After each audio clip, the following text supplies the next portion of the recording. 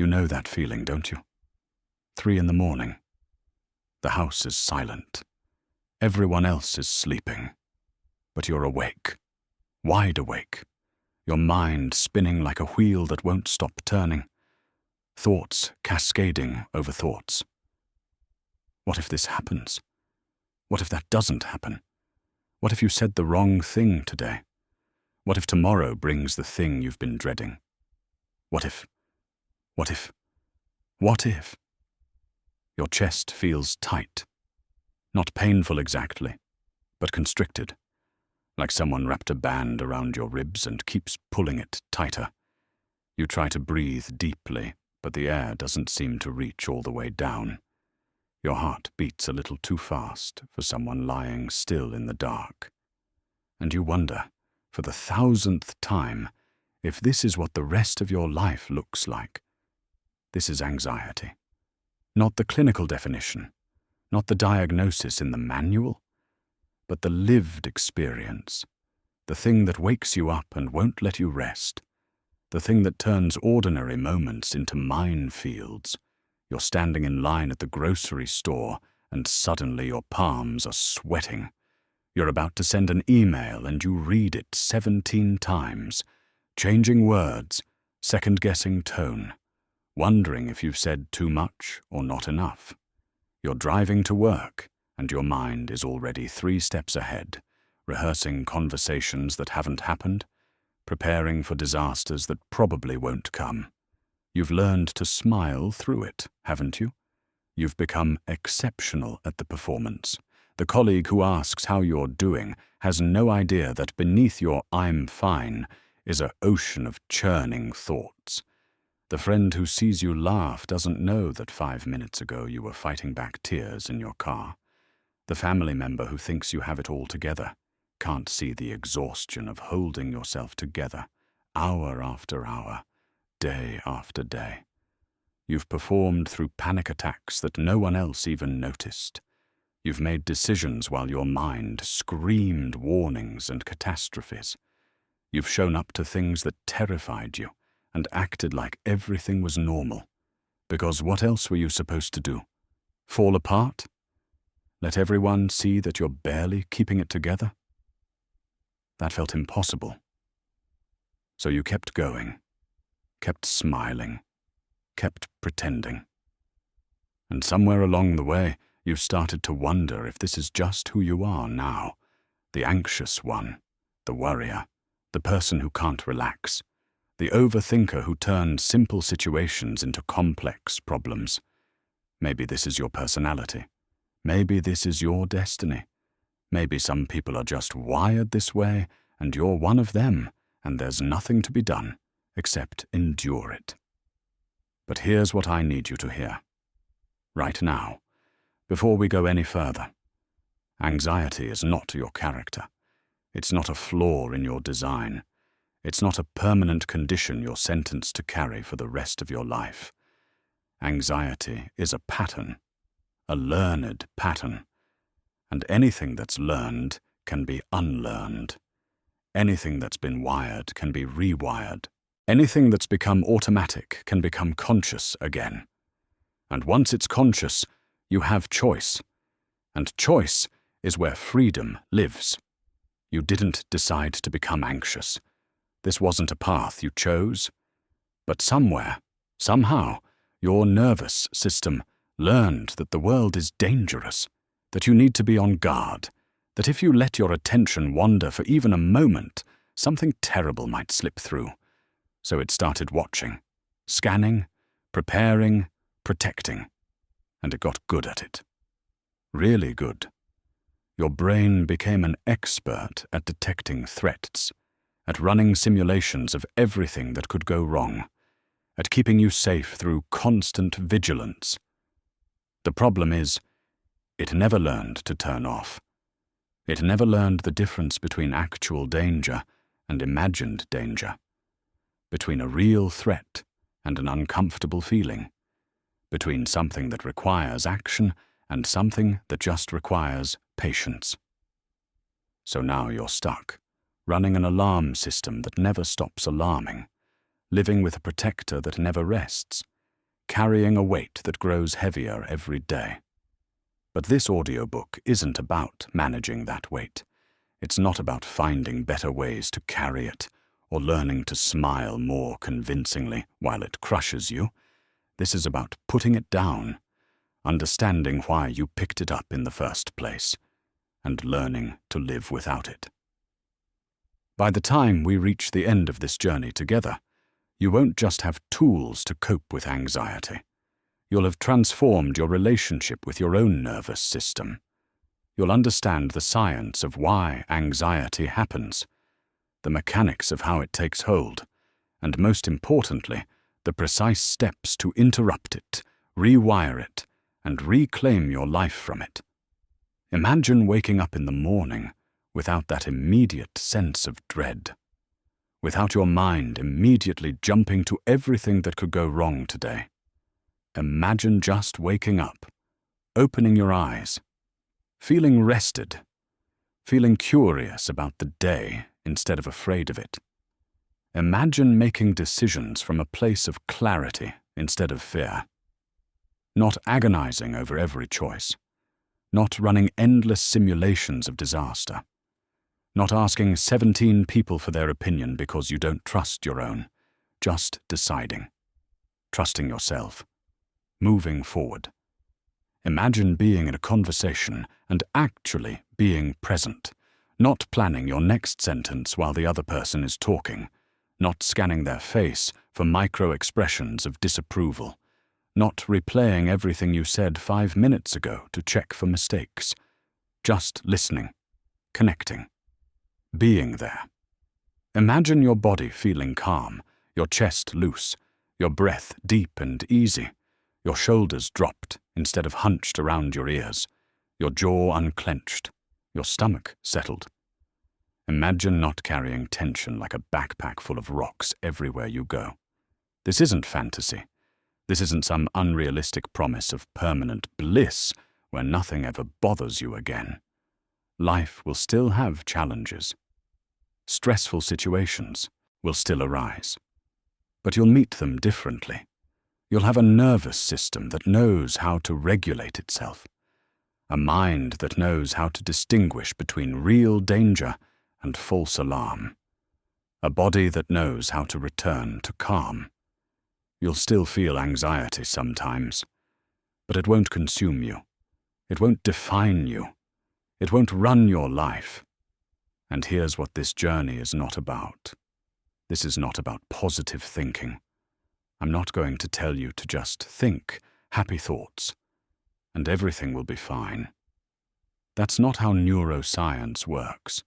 That's not how your nervous system works. You can't think your way out of a dysregulated nervous system any more than you can think your way out of a fever. This is not about willpower. I'm not going to tell you to just be stronger, just push through, just force yourself to calm down. If willpower worked, you'd already be free.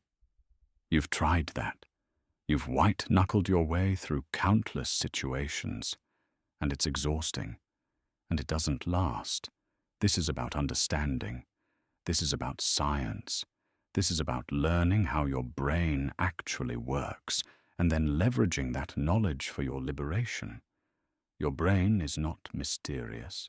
Your nervous system is not random. There are patterns, there are rules, there are biological mechanisms that, once you understand them, give you power over them.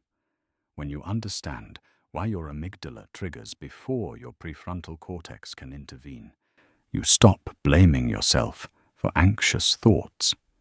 When you understand how neural pathways deepen through repetition, you realize why anxiety feels so automatic and why new patterns take time.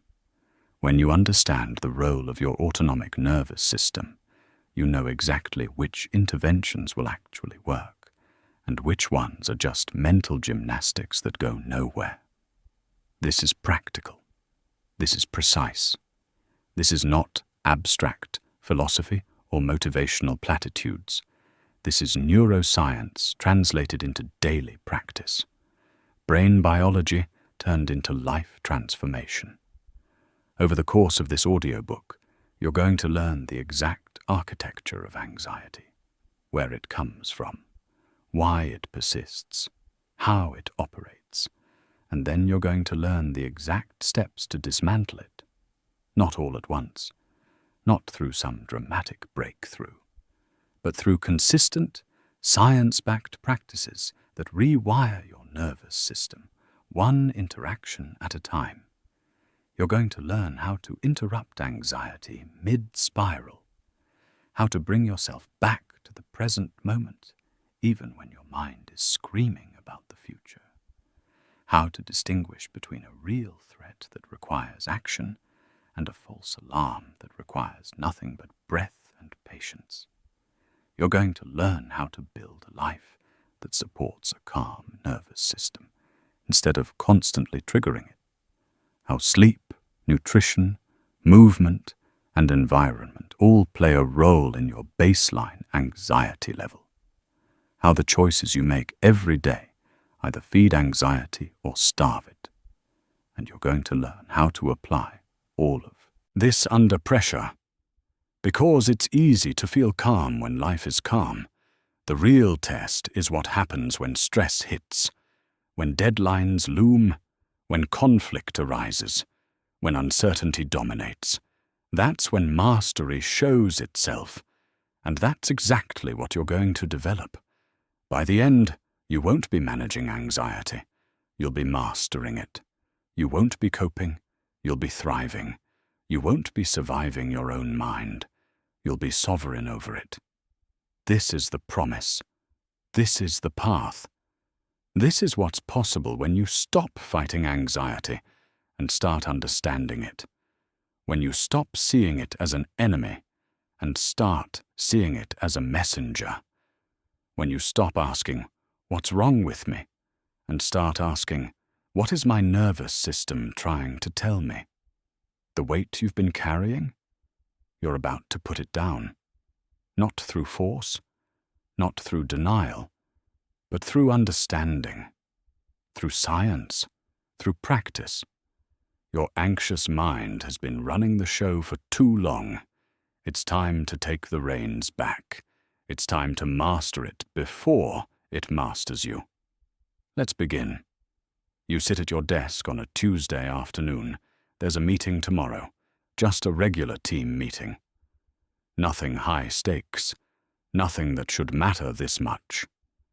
But you've already drafted what you're going to say, revised it, rehearsed it in your head during lunch. You've imagined how each person might respond. You've prepared counterpoints for objections that probably won't come. You've run through the worst-case scenario where everyone disagrees with you and thinks you're incompetent. And now it's 8 o'clock at night and you're still thinking about it. Still refining. Still preparing. Your partner asks if you're coming to bed, and you say, "In a minute," but you both know it'll be longer. Because you can't let it go. You can't just show up tomorrow and speak. You have to be ready. You have to have every angle covered. You have to eliminate every possible way it could go wrong. This is what anxiety does. It takes something simple and makes it complex. It takes something manageable and makes it monumental. It turns a conversation into a performance you have to perfect. Or maybe you're the parent. Your child coughs twice at breakfast. Just twice. They seem fine otherwise. Eating normally. Playing normally. But your mind is already moving. Could it be the start of something? Should you keep them home? Should you call the doctor? You remember that article you read about symptoms that seem minor, but are actually serious. You start mentally cataloguing every illness that begins with a cough. You're watching them closely now, hyper-aware, waiting for the next cough, the next sign, the confirmation that your worry was justified. By afternoon, they've forgotten about it completely. But you haven't. You're still watching, still waiting, still carrying the low-grade dread that something is wrong even though everything appears fine. And this is just today. Tomorrow, there will be something else. A complaint of a stomachache. A fall at the playground. A quiet moment that makes you wonder if they're sad or struggling or hiding something from you. You're not protecting them. You're exhausting yourself. But you can't tell the difference anymore. Because in your mind, vigilance equals love. Worry equals care. If you're not catastrophizing, you're not paying attention. Or maybe you're the partner. You text someone you love. They don't respond right away. That's fine. They're probably busy. But an hour passes, then 2, and now your mind is spinning stories. Are they upset with you? Did you say something wrong in your last conversation? Are they pulling away? You reread your text 17 times, looking for the thing that might have offended them. You start crafting apologies for offenses you're not sure you committed. You imagine the conversation where they tell you it's over. You feel the preemptive grief of losing something that isn't actually lost. And then they text back. Sorry, phone was on silent, was in a meeting. That's it. That's all it was. Nothing dramatic. Nothing meaningful. But you've just spent 2 hours in emotional crisis over silence that meant nothing. This is the exhausting reality of anxiety. It doesn't just visit your mind like a guest passing through. It moves in. It rearranges the furniture. It claims the best room and decides it's staying. And gradually, without you even noticing, it becomes the landlord. You're living in your own head, but anxiety is calling the shots.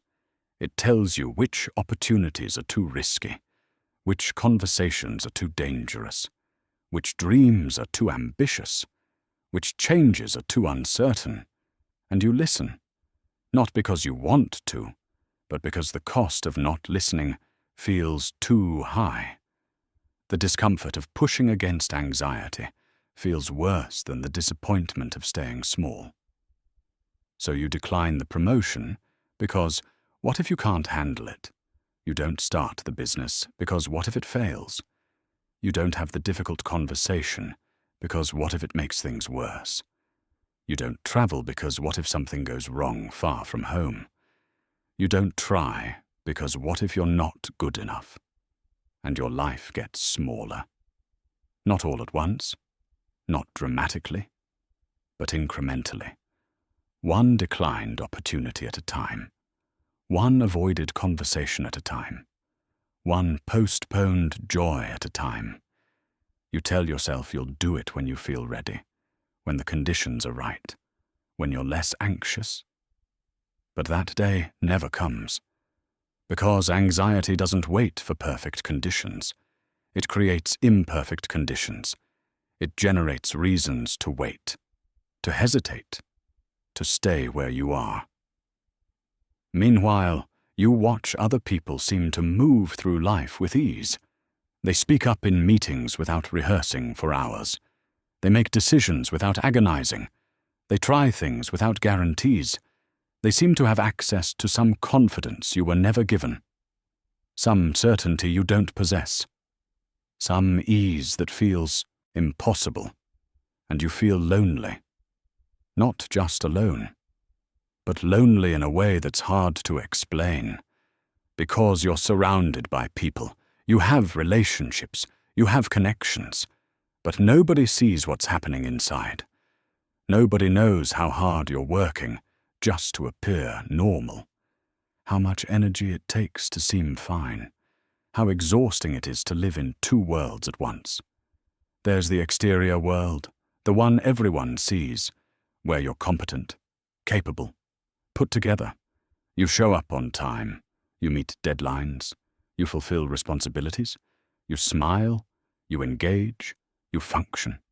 And then there's the interior world, the one only you can experience, where thoughts race and spiral, where your heart pounds for no visible reason, where you're running disaster simulations constantly, where you're bracing for impact from threats that exist only in your imagination. And the gap between these two worlds is where you live, in the performance, in the pretending, in the constant effort to make sure the outside doesn't reveal the inside. You sit in a restaurant with friends and laugh at jokes while your mind is cataloguing every exit and wondering if the tightness in your chest is anxiety or a heart attack. You give a presentation that everyone says went well while you're internally convinced you sounded stupid and they're just being polite. You go to a party and appear social while you're counting down the minutes until you can leave and finally stop performing. This is the double life, the exhausting, invisible, never-ending performance of okayness while drowning in what-ifs. And over time, it shapes you. Not just what you do, but who you become. You start to identify with it. You become the worrier in your family, the overthinker in your friend group, the cautious one at work. People know you this way. They expect it. They plan around it. They stop inviting you to spontaneous things because they know you'll say no. They stop asking your opinion on risks because they know you'll list everything that could go wrong. And these labels that started as descriptions become destiny. You're not someone who worries sometimes. You're a worrier. That's your identity. That's your personality. That's who you are, except it's not. It never was.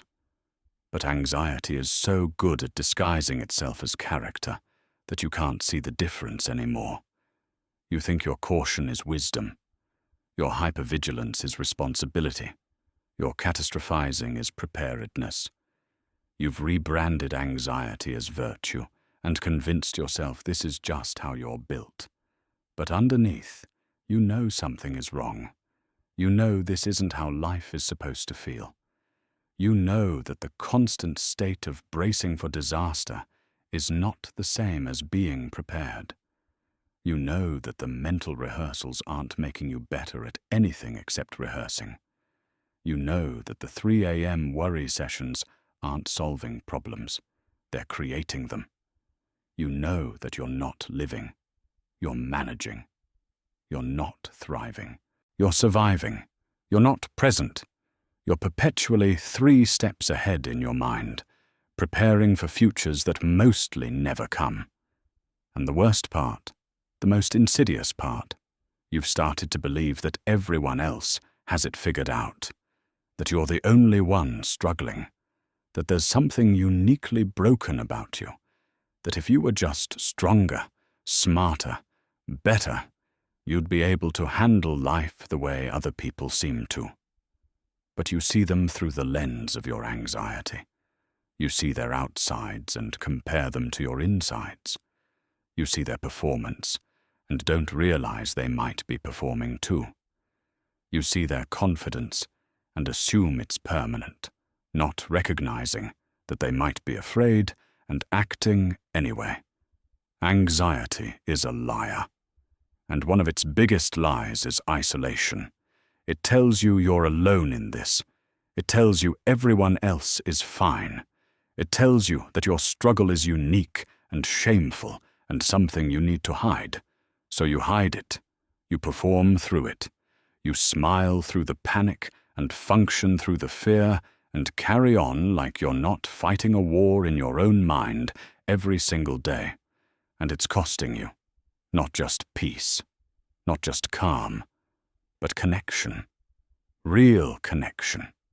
Because you can't connect deeply when you're constantly performing. You can't be intimate when you're hiding half of your experience. You can't be known when you're working so hard to appear fine. Your relationships suffer, not because you don't care, but because anxiety keeps you emotionally unavailable. You're there in body, but not in presence. You're listening, but also planning. You're engaged, but also monitoring. You're never fully anywhere, because part of you is always scanning for what's next, what's wrong, what's coming, and opportunities pass you by. Not the huge, obvious ones that would make you regret them forever, but the small ones, the daily ones, the moments of spontaneity you decline, the chances to try something new you avoid, the invitations to step outside your routine you politely refuse. You've built a life around anxiety's demands. You've structured your days to minimize triggers. You've eliminated variables to reduce uncertainty. You've created routines that feel safe and rarely deviate from them. And maybe that brings some relief in the short term, but in the long term, it's a prison. A comfortable prison, maybe, but still a prison. Because joy requires some uncertainty. Growth requires some discomfort. Connection requires some vulnerability. And anxiety says no to all of it, postpones all of it, promises you'll do it later when conditions are better, when you feel more ready, when the risk feels manageable. But that day keeps getting pushed back. Tomorrow becomes next week, becomes next month, becomes next year, becomes never. This is the invisible architecture of fear. The way anxiety builds walls you can't see, but can definitely feel. The way it narrows your world while convincing you it's keeping you safe. The way it protects you from imagined disasters while robbing you of actual life. And you're tired, aren't you? Tired of the constant vigilance, tired of the mental rehearsals, tired of the performance, tired of being afraid of your own thoughts, tired of bracing for impacts that never come, tired of living so small when somewhere inside you know you're capable of so much more. This is what anxiety takes from you. Not just peace. Everything peace makes possible. But here's what you need to understand. Anxiety isn't your enemy. It never was. It's more like an overprotective guardian who doesn't know when to clock out. A security system that's so sensitive it mistakes the wind for an intruder. A protector that loves you so much it sees danger everywhere. Your brain is trying to save your life, constantly, relentlessly, with everything it has.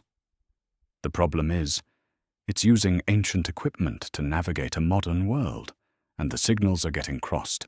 Deep in your brain, tucked beneath all the sophisticated thinking parts, sits the amygdala. Two almond-shaped clusters of neurons that have one job: detect threat. Keep you alive. Sound the alarm when danger appears. This system is old, evolutionarily old. We're talking millions of years old. It was built when humans lived in genuinely dangerous environments, when that rustling in the bushes actually might be a predator, when getting kicked out of the tribe meant death, when a stranger approaching could mean violence, when uncertainty often meant danger. Back then, the cost of being wrong was catastrophic. If you heard a sound and thought, probably nothing, but it was actually a saber-toothed tiger, you didn't get a second chance. You died. Your genes didn't continue. But if you heard a sound and thought, possible threat, and it turned out to be wind, no harm done. You just stayed alert a little longer. So evolution favored the anxious, the hypervigilant, the ones who saw danger even when it wasn't there. Because occasionally it was there, and those cautious, worried, constantly scanning humans survived long enough to reproduce, to pass on their genes, to create descendants who also scan for danger, who also overestimate threat, who also stay perpetually on guard. You inherited this system, this ancient, powerful, life-saving alarm system. And it works exactly as designed. The problem is, the world changed. But your amygdala didn't get the memo. It's still looking for tigers. But now it finds emails. It finds performance reviews. It finds social media comparisons. It finds traffic jams and difficult conversations and uncertainty about the future. and it treats all of it like mortal danger, because it can't tell the difference between a threat to your life and a threat to your ego, between actual danger and social discomfort, between something that could kill you and something that just feels bad. So the alarm goes off, your heart rate increases, your breath quickens, stress hormones flood your system, blood moves away from your digestive system and toward your muscles, your pupils dilate, your mind sharpens and focuses on the threat, your entire body mobilizes for fight or flight. Except there's nothing to fight, nothing to flee from. You're just sitting at your desk, reading an email. But your body doesn't know that. Your amygdala doesn't care. It detected threat. It did its job. It sounded the alarm. And now you're stuck in a physiological state designed for escaping predators while you're trying to decide how to respond to a message from your boss. This is the biology of anxiety. This is what's actually happening in your body.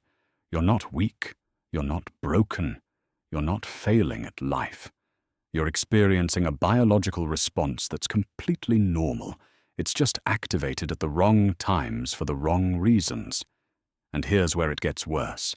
Every time this happens, every time your amygdala fires and you experience anxiety, you're reinforcing a neural pathway. You're strengthening the connection between the trigger and the response. You're teaching your brain that this situation is dangerous. This is neuroplasticity, the brain's ability to change and adapt based on experience. It's usually a good thing.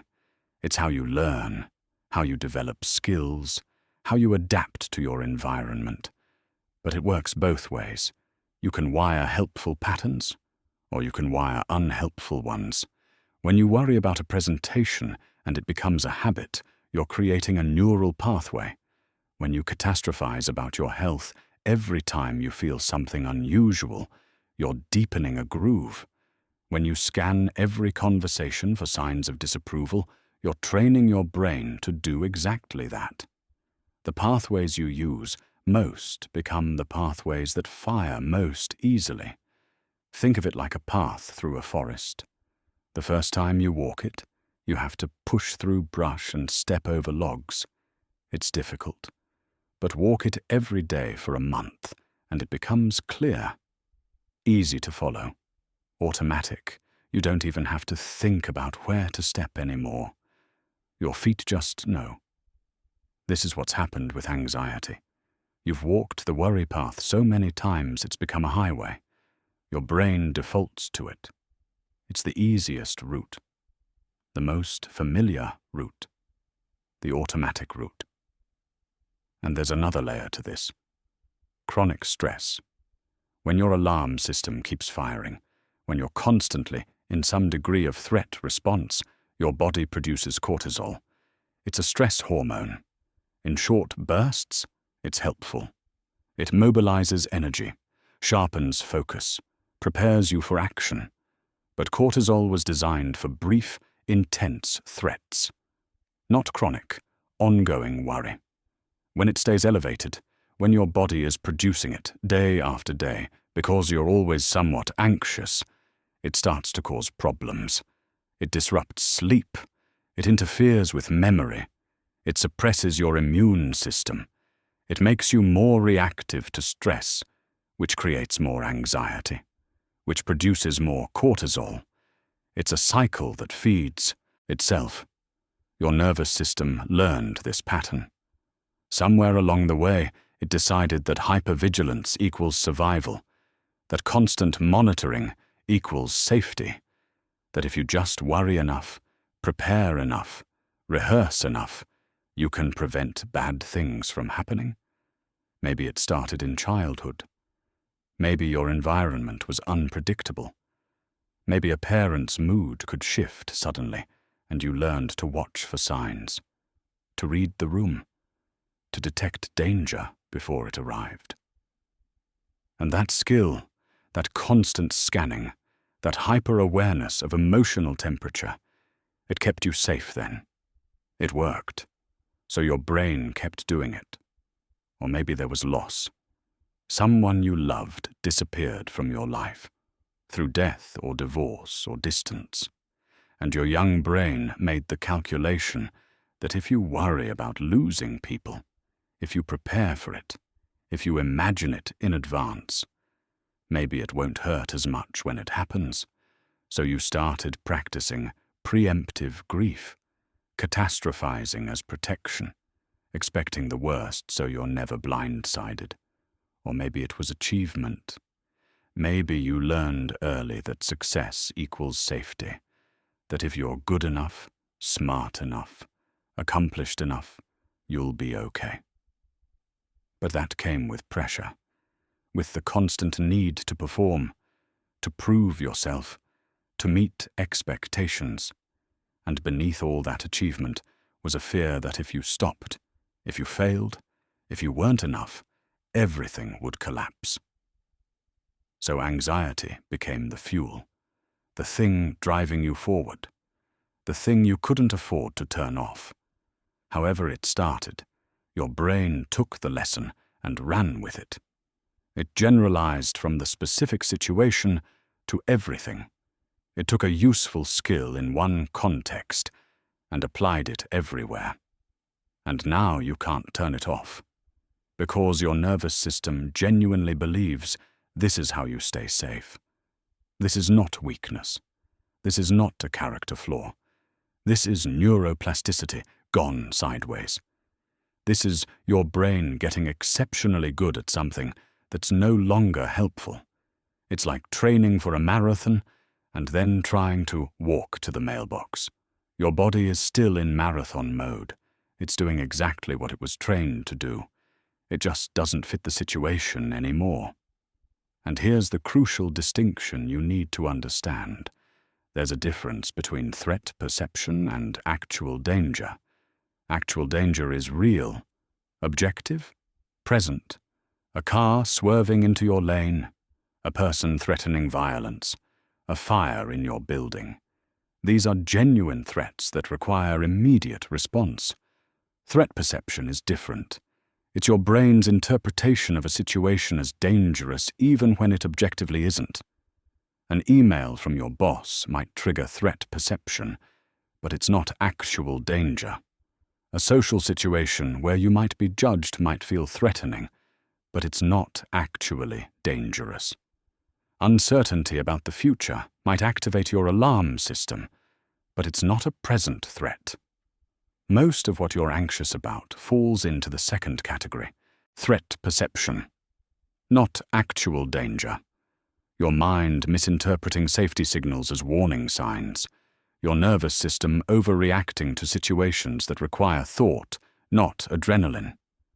And the modern world makes this so much worse. Your brain evolved in a world where threats were immediate, visible, and usually physical. Now you live in a world of constant information, of 24-hour news cycles showing you every disaster everywhere, of social media displaying everyone else's highlight reel while you're living your behind the scenes, of notifications interrupting your focus every few minutes, of choices and options and possibilities that your ancestors never had to navigate. Your nervous system wasn't built for this. It can't keep up. It's like trying to run the latest software on hardware from the 1990s. It works, sort of, but it's glitchy. It freezes, it overheats, it struggles. The pace of change alone is overwhelming. Your grandparents likely lived in the same town their entire lives, had the same career, knew their neighbors, had stable, predictable routines. Now you're expected to adapt constantly, to reinvent yourself, to stay relevant, to keep up, to navigate a world that changes faster than you can adjust to it. And comparison culture is relentless. You can't just live your life anymore. You're constantly seeing how your life measures up to everyone else's, their vacations, their achievements, their relationships, their bodies, their homes, their apparent ease and joy and success. And even though you know intellectually that it's curated, that it's not the full picture, that everyone struggles, your brain still makes the comparison, still finds you lacking, still generates anxiety about whether you're enough. All of this activates your alarm system. All of this registers as some form of threat, and your amygdala, trying desperately to keep you safe, starts firing more and more often, treating information overload like physical danger, treating social comparison like tribal rejection, treating uncertainty like genuine peril. So you end up anxious, not because you're weak, not because you're broken, but because you're a human with an ancient nervous system trying to navigate a modern world. Because your brain is doing exactly what it evolved to do. It's just doing it in a context it wasn't designed for. And here's the liberating truth buried in all of this. Your anxiety made sense once. It was useful. It was protective. It kept you safe in a situation that genuinely required that level of vigilance. But that situation is over. You survived it. You made it through. And now you're carrying a survival strategy into an environment that doesn't need it. It's like wearing a winter coat in summer. The coat isn't bad. It served you well when it was cold. But now it's just making you overheat. It's not the coat's fault. It's not your fault. It's just a mismatch between what you're equipped with and what the current situation requires. Your anxiety outlived its usefulness. That's all. It was adaptive once. Now it's just heavy. And the beautiful part, the hopeful part, the part that makes all of this worth understanding, is that the same neuroplasticity that wired these patterns can rewire them. The same brain that learned to be anxious can learn to be calm. The same nervous system that's stuck in threat mode can be trained back to safety. You're not sentenced to this forever. You're not doomed to carry this pattern until you die. Because it's just that. A pattern. And patterns can change. Understanding why anxiety happens is essential. But understanding alone doesn't free you. You need a map, a clear framework that shows you where you are, where you're going, and what each stage of the journey actually looks like. Think of mastering anxiety as moving through 5 distinct stages. 5 levels of relationship with your own nervous system. You don't skip stages. You don't jump from the bottom to the top overnight. You move through each one, learning what it has to teach you, building the capacity for the next level. And here's what's important to know from the start. This isn't linear. You don't graduate from one stage and never return. You'll cycle through these stages with different stressors, different situations, different seasons of life. That's not failure. That's the nature of being human. The goal isn't to reach stage 5 and stay there forever. The goal is to move through the stages faster, to recognize where you are, and to know what you need in each moment. So let's walk through them. Let's map this journey from anxiety's victim to its master. Stage 1 is unconscious reactivity. This is where most people start. This is living at anxiety's mercy without even knowing you're doing it. You don't see patterns because you are the pattern. Anxiety isn't something happening to you. It's just who you are, how you've always been, how you assume you'll always be. In this stage, you don't think, I'm experiencing anxiety right now.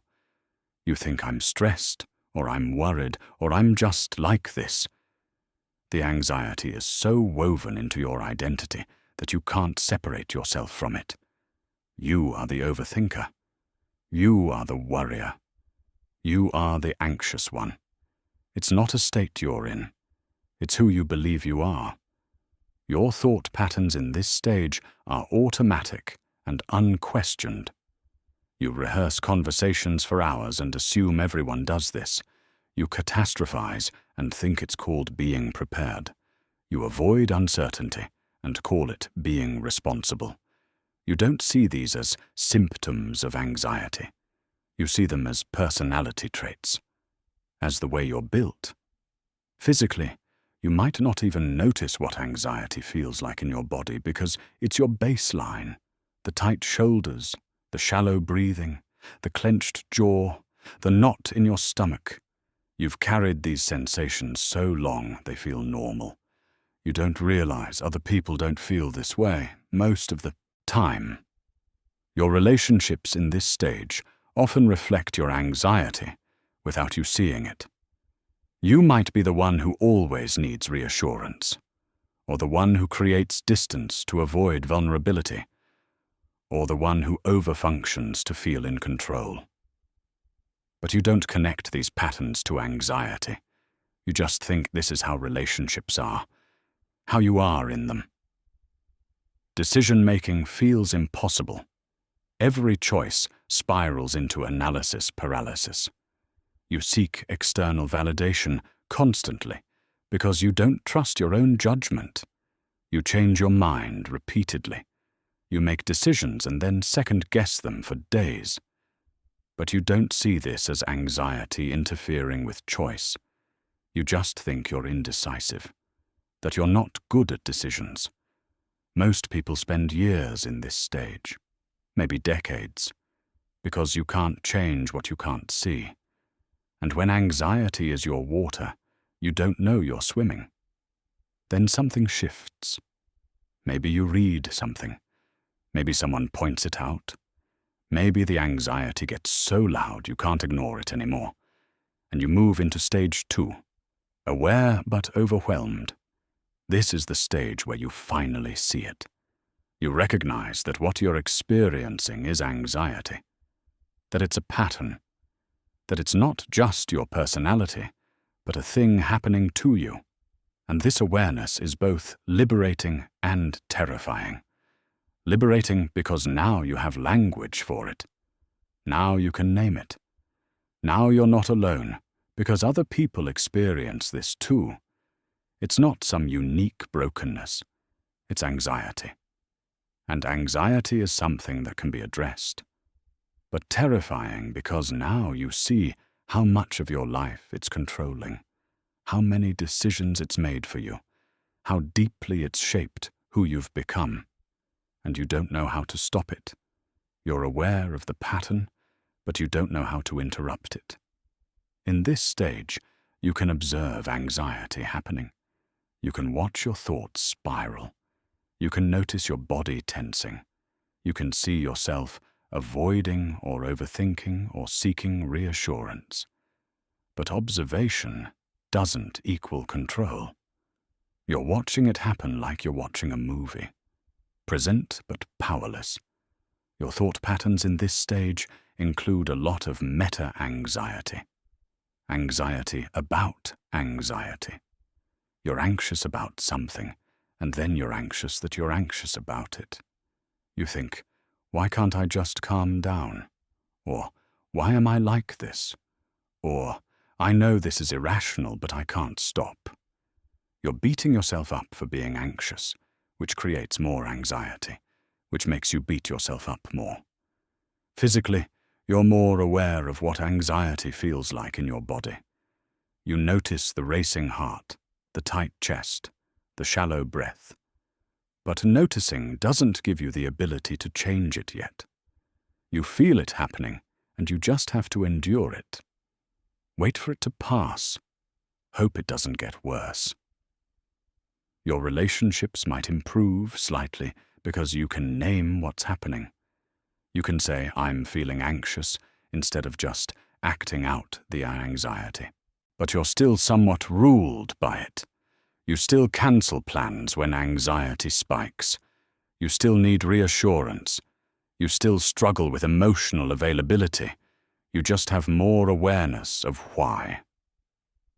Decision-making is still difficult, but now you recognize anxiety's role in it. You can see that you're catastrophizing. You can identify when you're seeking too much external input. You can notice the paralysis, but you still don't know how to move through it effectively. You're aware of the problem without having the solution. This stage can feel frustrating, because you see what's happening, but you can't stop it. You're conscious, but not yet capable. And it's easy to feel like awareness should be enough.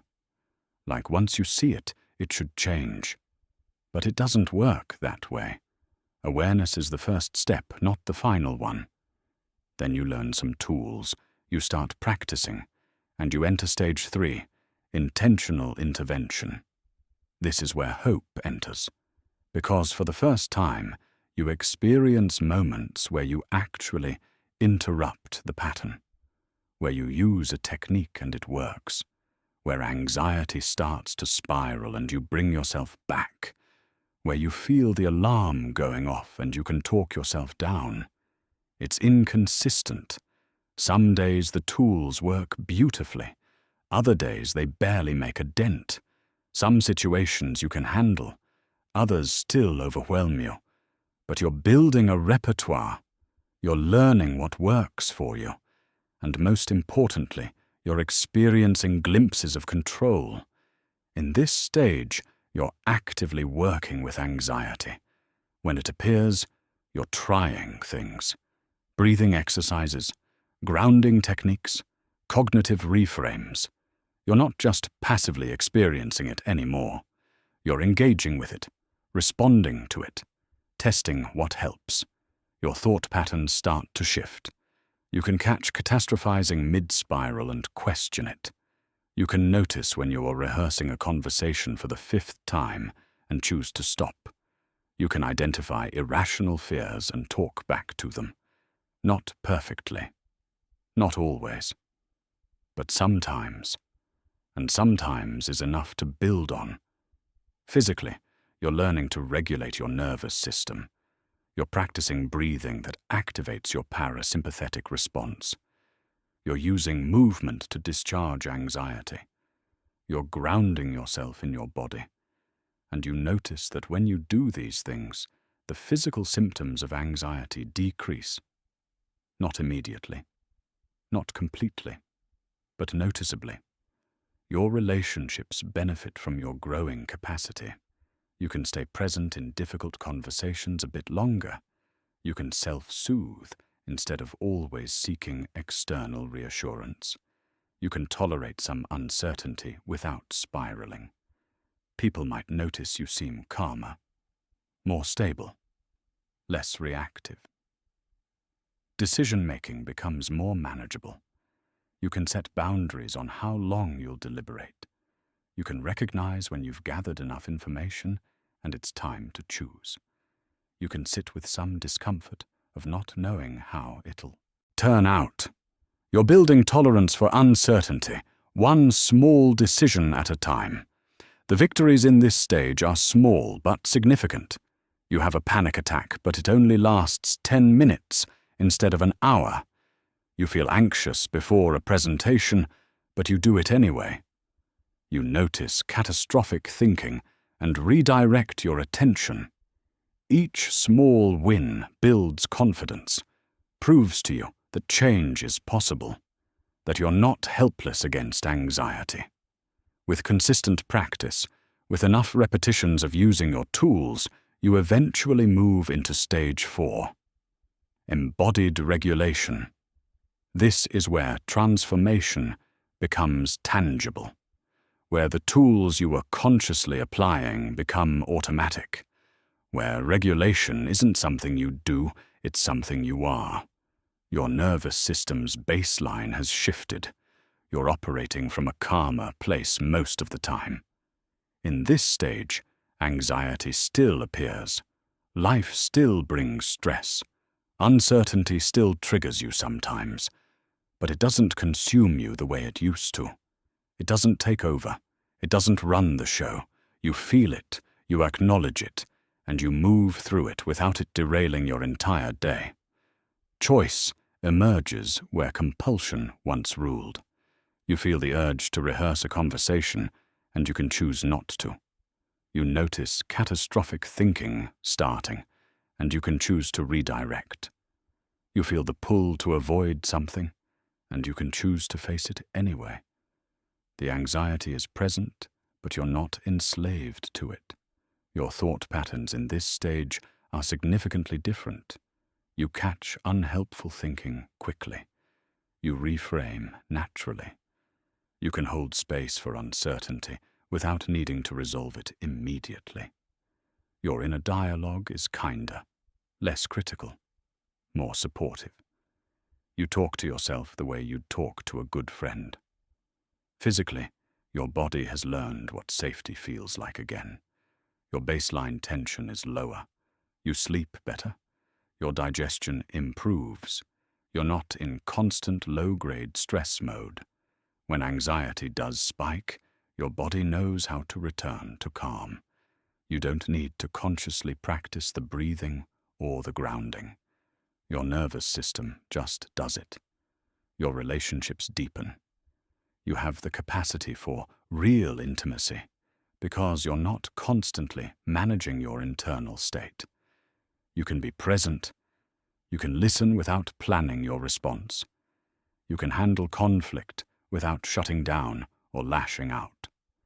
You can offer emotional support to others because you're not depleted from managing your own anxiety. Decision-making becomes clearer. You trust yourself. You can weigh options without agonizing. You can make a choice and move forward without endless second-guessing. You've learned that most decisions are adjustable, that uncertainty is normal, that you'll figure it out as you go.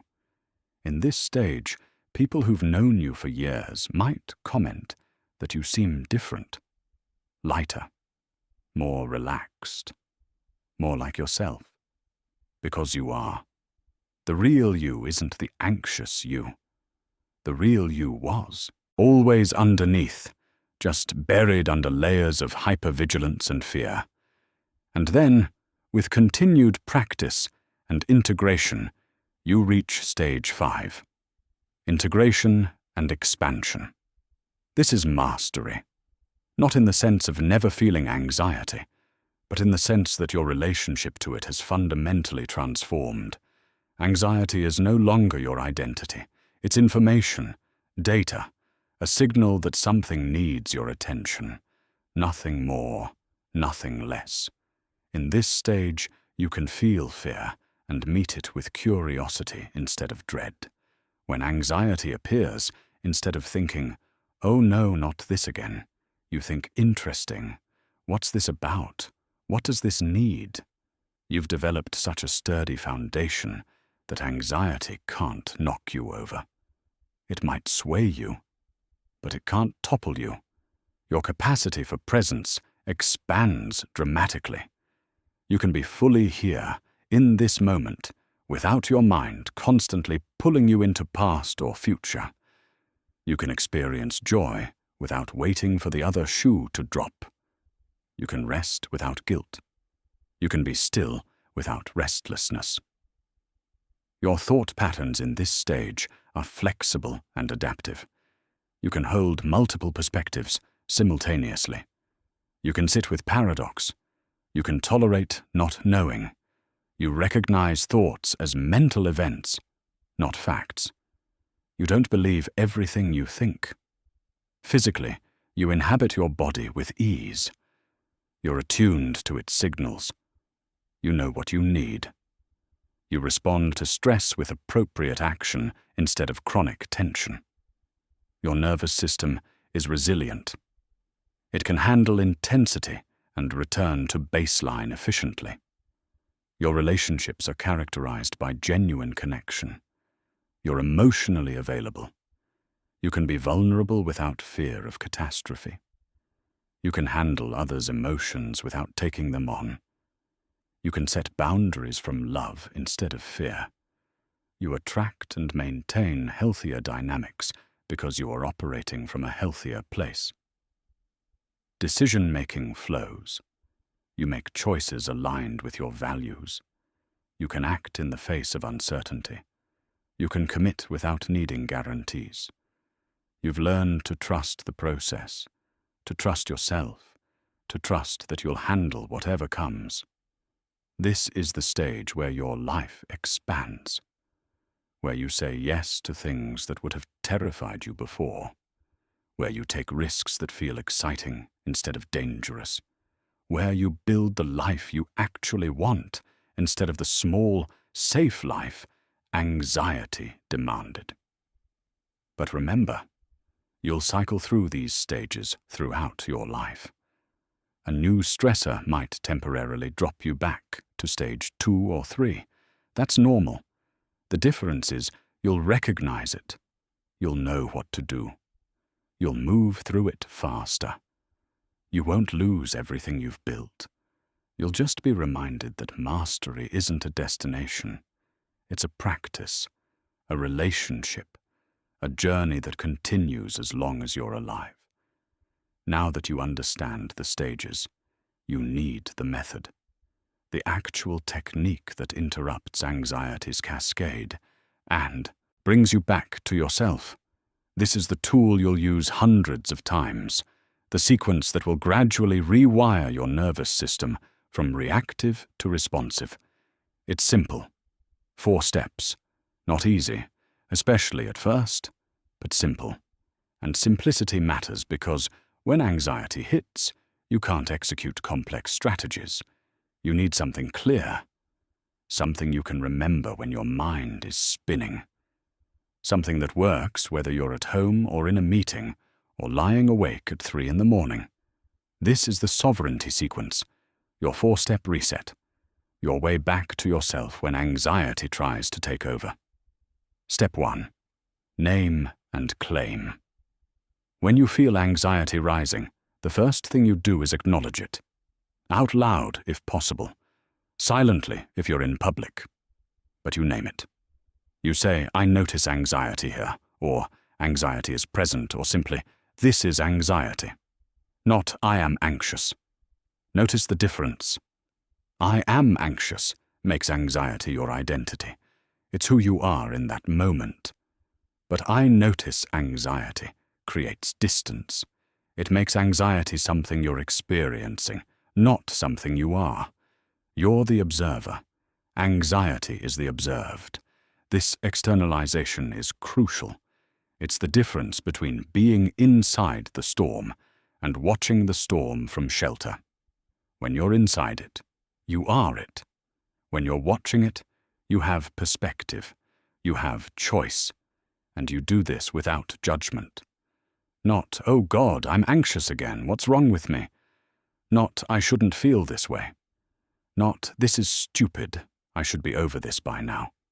Just neutral observation.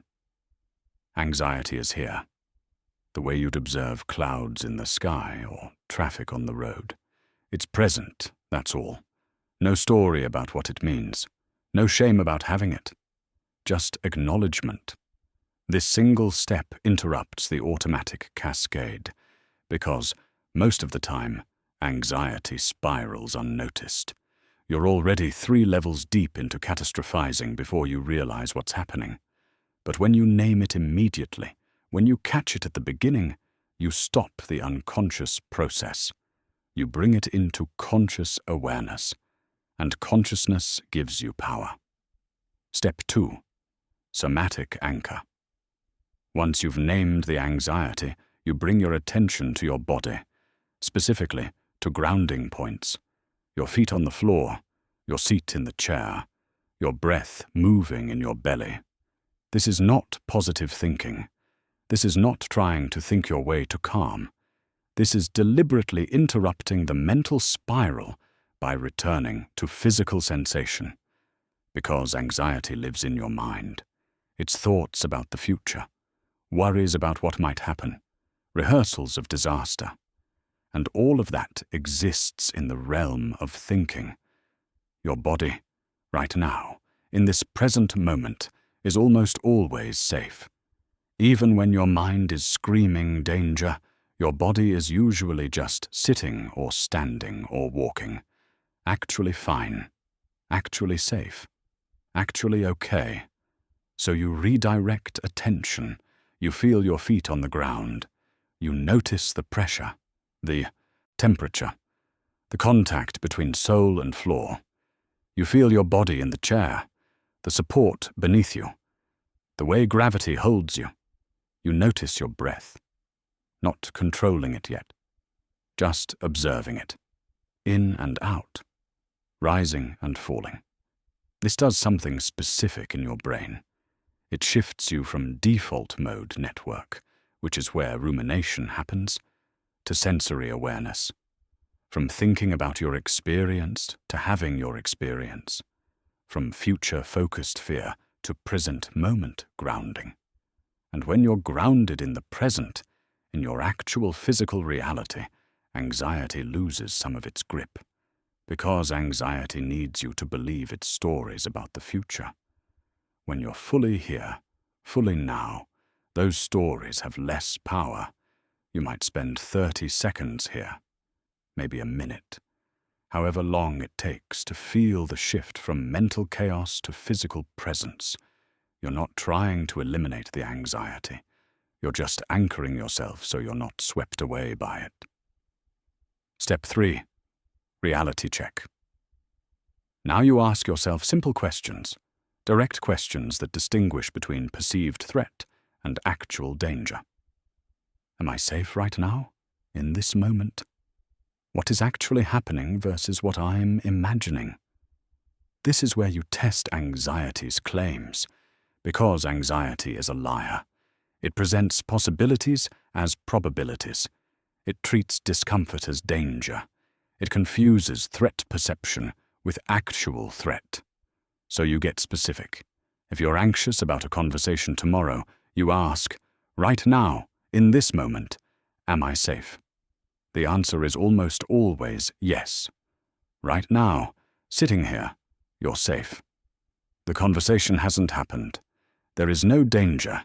There's only your mind's projection of danger. If you're anxious about a health symptom, you ask, what is actually happening? Actually happening is you have a headache. Actually happening is you feel tension in your shoulder. What you're imagining is that it's something catastrophic. But imagination is not evidence. This step requires honesty, brutal honesty, because part of you wants to justify the anxiety. Part of you wants to argue that yes, there really is danger. This really is worth panicking about. But you push through that. You insist on facts, on what's actually true right now. Sometimes the answer reveals real danger, real problems that need addressing, and that's valuable information. But most of the time, the answer is, I'm safe, this is just uncomfortable, or I'm imagining worst-case scenarios, not dealing with actual events. And that distinction changes everything. Because if you're safe, you don't need the anxiety. You can acknowledge it, understand why it appeared, and choose not to let it run the show. Step 4. Resourced response.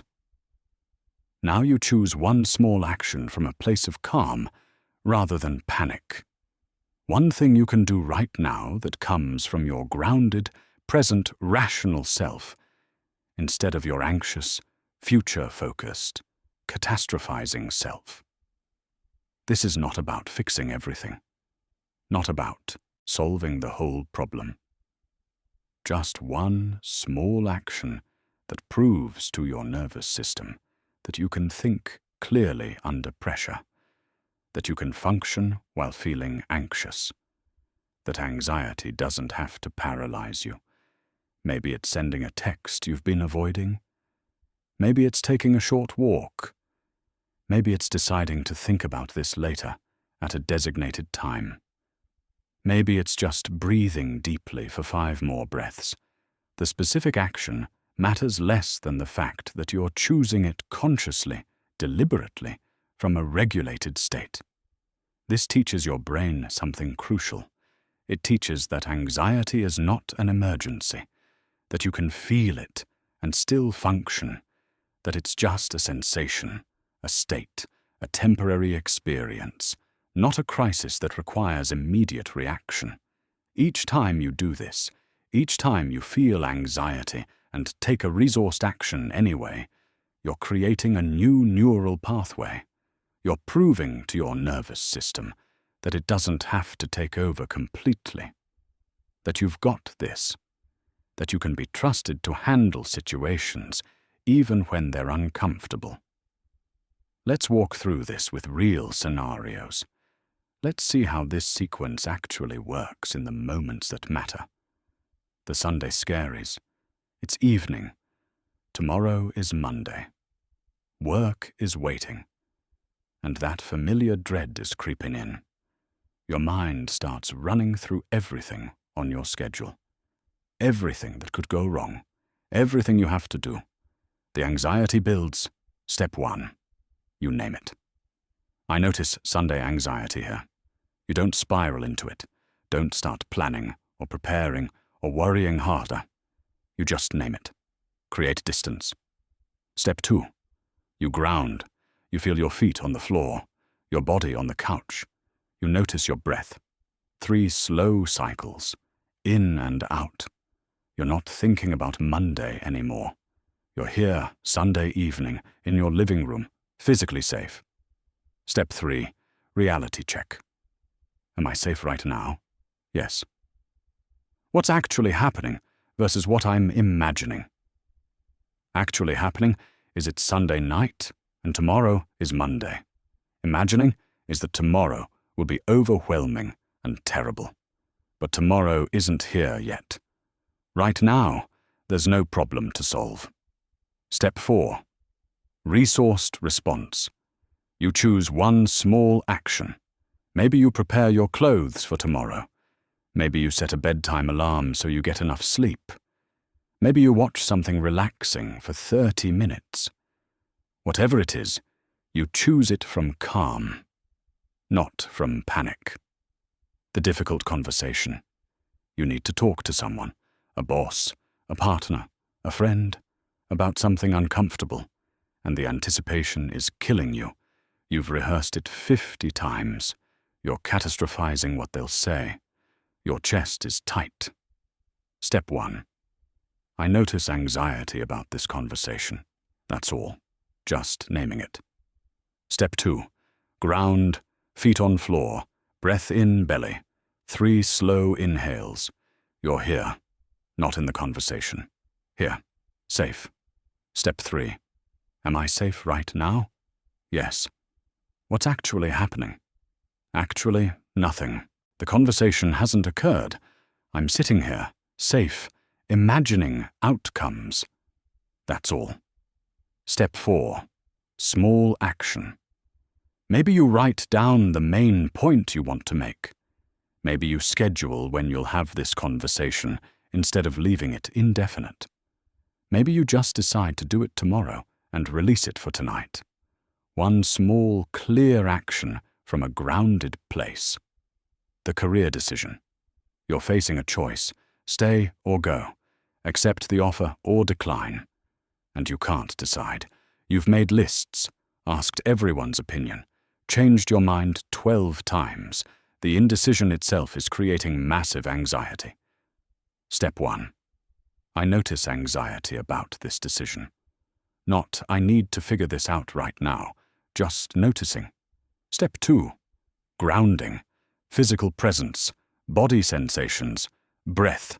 30 seconds of just being in your body instead of your spinning mind. Step 3. Am I safe? Yes. What's actually happening? I have a decision to make. I haven't made it yet. Both options have pros and cons. I'm imagining futures, not dealing with present facts. Step 4. One action. Maybe you decide you'll choose by Friday, and until then, you're not thinking about it. Maybe you identify one piece of information you actually need and go get it. Maybe you talk to just one person whose opinion you trust, not trying to solve everything, just one clear step. The health anxiety spiral. You feel something in your body, a pain, an irregular sensation, and immediately your mind goes to the worst case. You start Googling symptoms. Each search makes it worse. You're convinced something is seriously wrong. You're spiraling. Step 1. I notice health anxiety. You name it. Not I'm dying or something's wrong. You name the anxiety itself. Step 2. Ground in your actual body. Not the story about your body. Your actual physical experience right now. Feet, seat, breath. What does your body actually feel like beyond the anxious thoughts about it? Step 3. Am I safe right now? Probably yes. What's actually happening? I feel a sensation. I'm creating a story about what it means.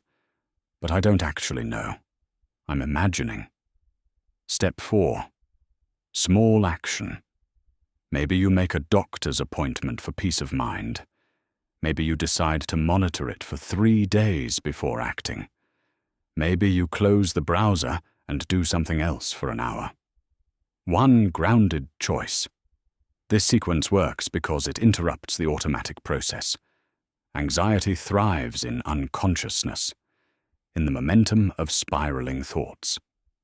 But when you interrupt, when you name and ground and question and choose, you break the pattern. You're not going to be perfect at this.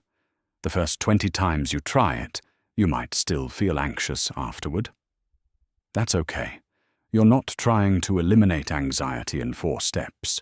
You're trying to create a new pathway, to teach your brain a new response. Every single time you practice this sequence, even if the anxiety doesn't fully dissolve, you're strengthening the pathway. You're building the neural connection between anxiety appears and I respond consciously. Eventually, this becomes automatic. Eventually, your nervous system learns that anxiety is not an emergency, that you can handle it, that you're safe even when you're uncomfortable. Repetition over perfection. That's the key. You don't need to do this flawlessly. You just need to do it consistently, again and again, in small moments and big ones, until it becomes your default response. This is your sovereignty, your ability to feel anxiety and not be ruled by it, to notice it, ground yourself, question its claims, and choose your next move from clarity instead of fear. This is how you take your life back, one 4-step sequence at a time. The sovereignty sequence is your foundation, but mastery requires more than one tool. Think of it like building a house. You need more than a hammer. You need a complete toolkit. Each tool serves a different purpose. Each addresses a different aspect of anxiety. And together, they create a comprehensive system for regulation. These aren't replacements for the core sequence. They're reinforcements, complementary practices that deepen your capacity, that give you options, because different moments require different approaches, and what works beautifully one day might not land the next. Flexibility is power. Options are freedom. Let's start with thought diffusion. You have thousands of thoughts every day. Most of them are automatic, repetitive, meaningless. But somewhere along the way, you started believing them, treating them like facts, like truth, like something you need to take seriously and respond to. But thoughts are just mental events. They're electrical impulses in your brain, neurons firing in patterns. They're not reality. They're your brain's interpretation of reality. And interpretations can be wrong. Thought diffusion is the practice of creating space between you and your thoughts, of recognizing that just because you think something doesn't make it true, just because a thought appears doesn't mean you have to believe it or engage with it or let it determine your actions. Here's how it works.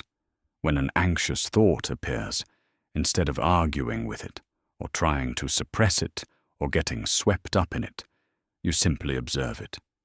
You might say to yourself, I'm having the thought that something bad will happen. instead of something bad will happen. Notice the difference. The second version treats the thought as fact. The first version treats it as an event. Something happening in your mind. Something you're experiencing, but not something that's necessarily true. You can take this further. You can imagine your thoughts as clouds passing across the sky. You're the sky. Vast, unchanging. Thoughts come and go, but you remain. Or you can imagine thoughts as cars driving past on a highway. You're standing on the sidewalk. They pass by. You don't have to get in every car that drives past. This practice breaks the automatic fusion between you and your thoughts. It creates observational distance. And in that distance, you find choice. You can have the thought, "I'm going to fail," and choose not to let it dictate your behavior. You can think, "Everyone is judging me," and still show up and participate. The thought doesn't have to disappear for you to be free of it. It can be present, and you can simply let it be there without obeying it, without letting it run your life. Next, anxiety scheduling. This might sound counterintuitive, but one of the most effective ways to contain anxiety is to give it a designated space, a specific time when you allow yourself to worry fully. And outside of that time, you postpone it. Here's the practice. You pick a 15 or 20-minute window each day. Maybe it's 4:30 in the afternoon. Maybe it's right after dinner. Whatever works for your schedule. This is your worry window. This is when you're allowed to ruminate, catastrophize, rehearse, plan, and spiral to your heart's content. But outside of this window, when anxious thoughts arise, you notice them and say, "Not now. I'll think about this during my worry window." And then you redirect your attention to whatever you're actually doing. This does something powerful. It proves to your brain that you're not ignoring anxiety. You're not suppressing it. You're just containing it. You're setting boundaries around when and where it gets your attention. What you'll discover is that when the worry window actually arrives, half the things you were going to worry about don't seem important anymore. They've resolved on their own, or they've lost their charge, or you realize they were just mental noise that didn't deserve hours of your attention. And the things that still feel important, you can address them during that window. You can problem solve, you can make a plan, you can process. But you do it intentionally, in a contained space, instead of letting worry colonize your entire day. This teaches your nervous system that anxiety is not an emergency that requires immediate attention. It's just information that you'll get to when it's appropriate. And that boundary, that containment, reduces anxiety's overall intensity in your life. Now, future self-visualization. When you're in the grip of anxiety, it feels permanent. Like you'll never get through this. Like you'll always feel this way. But that's just the anxiety talking. The truth is, you will get through it. You always have before.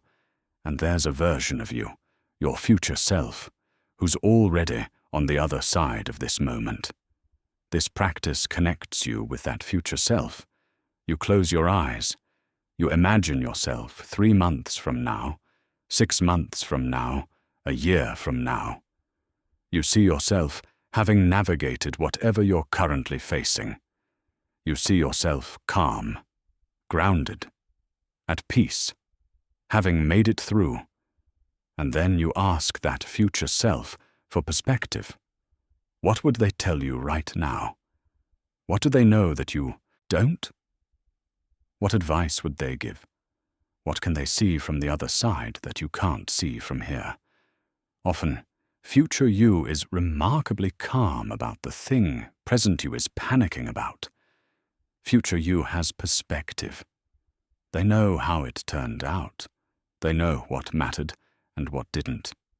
They know that you survived, that you figured it out, that it wasn't as catastrophic as it felt in the moment. You can borrow that calm. You can bring that perspective into this moment. You can act from the place your future self is standing instead of the anxious place you're currently in. This isn't magical thinking. This is accessing wisdom you already have. Because you've been through hard things before. You've faced uncertainty before. You've survived 100% of your worst days. You know deep down that you're capable of getting through this too. This practice just makes that knowledge accessible when you need it most. Then there's opposite action. Anxiety has an agenda. It wants you to contract when you should expand. It wants you to flee when you should stay. It wants you to shrink when you should grow. And every time you obey anxiety's demands, you reinforce its power. You teach your brain that anxiety's assessment was correct, that the danger was real, that avoidance was necessary. Opposite action is the practice of doing the opposite of what anxiety tells you to do. Not recklessly, not ignoring genuine danger, but systematically disproving anxiety's false predictions.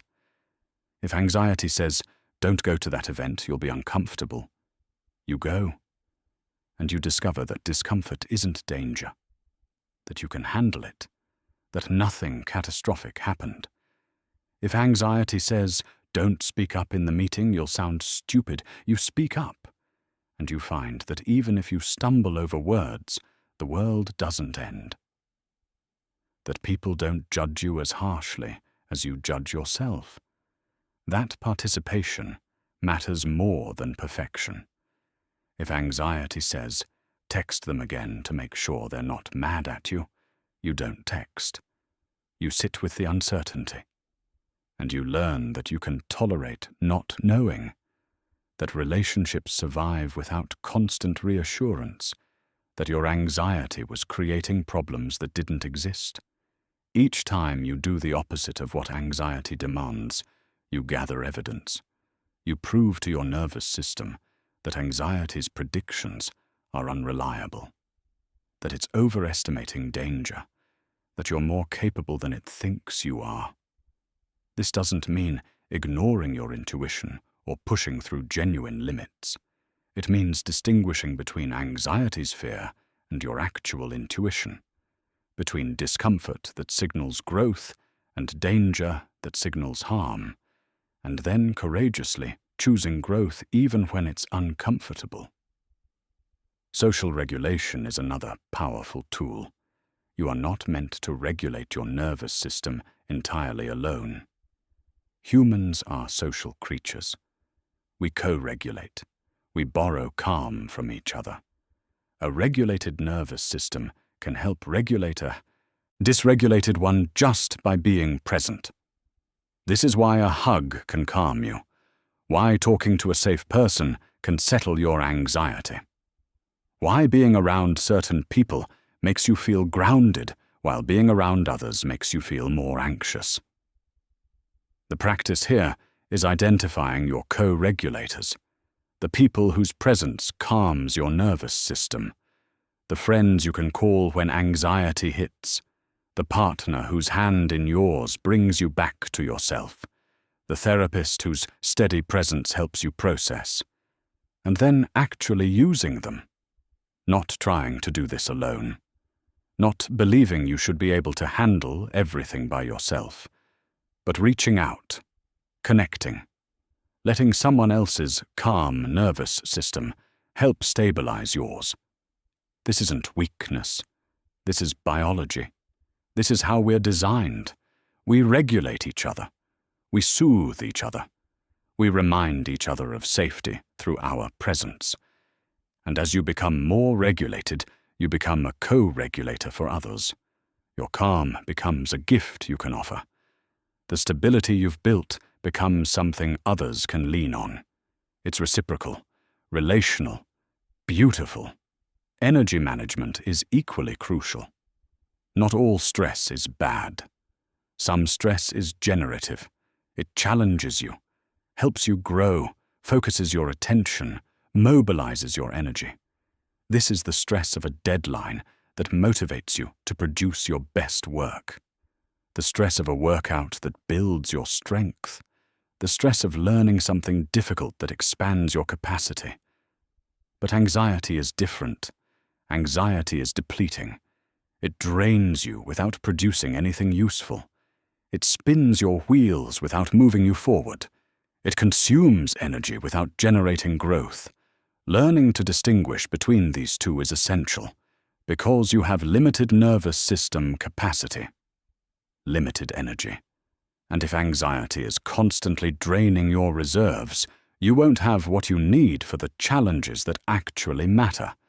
The practice is protecting your energy, saying no to things that deplete without adding value, creating boundaries around your time and attention, scheduling rest not as a luxury, but as a necessity, recognizing when you're running on fumes and choosing to refuel rather than push through.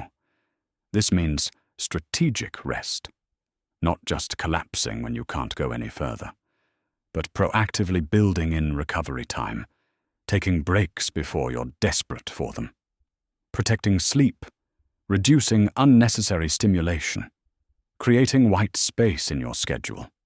Your nervous system needs downtime to integrate, to process, to reset. Without it, you're constantly operating in deficit, and operating in deficit makes you more vulnerable to anxiety, more reactive, less resilient. So you manage your energy like the precious resource it is. You spend it wisely. You refill it regularly. You stop glorifying exhaustion and start honoring restoration. Now, here's the important part. You don't need to use all of these tools all the time. You're building a personalized toolkit. You're experimenting to see what resonates with your unique nervous system, with your life, with your wiring.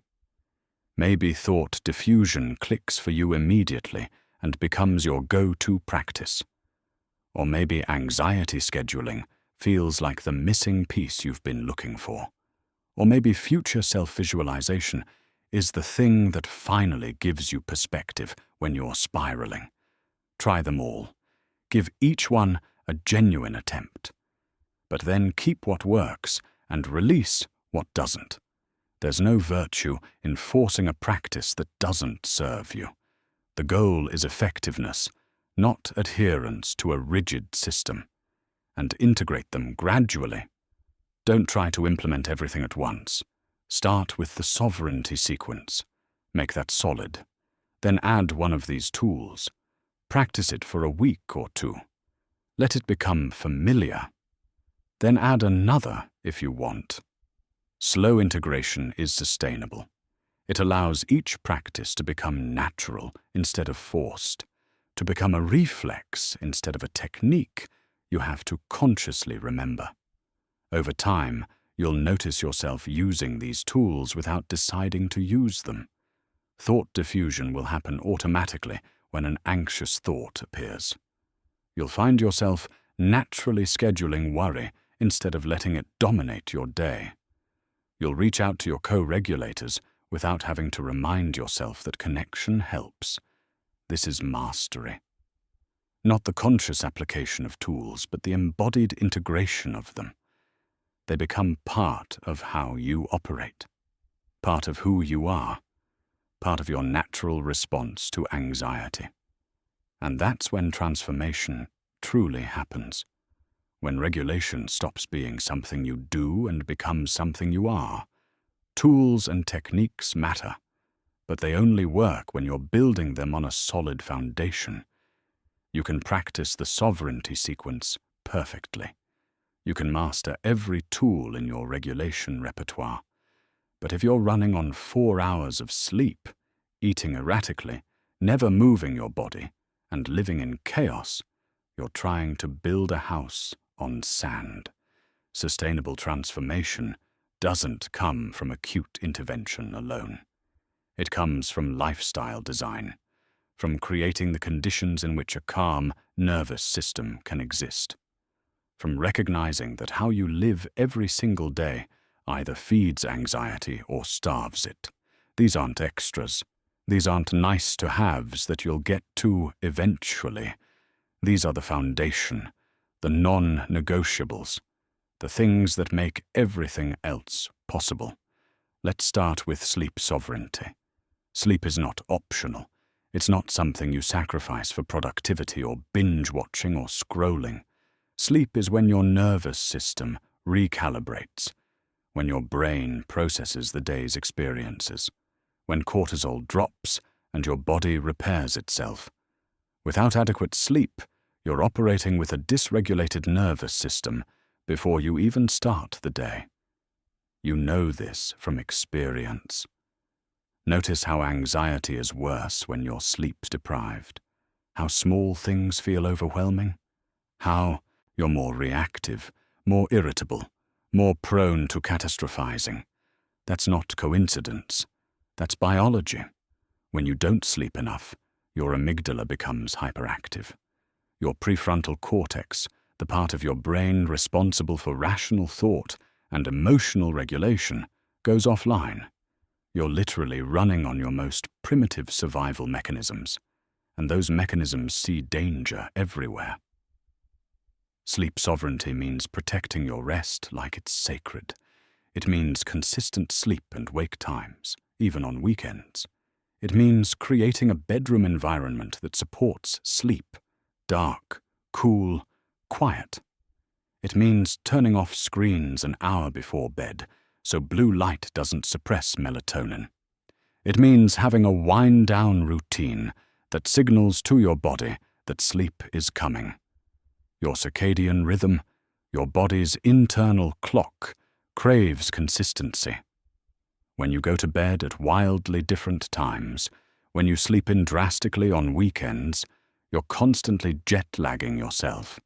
You're confusing your nervous system, making it harder to fall asleep, harder to stay asleep, harder to wake feeling rested. 7 to 9 hours, that's not a suggestion. That's what your nervous system needs to function optimally.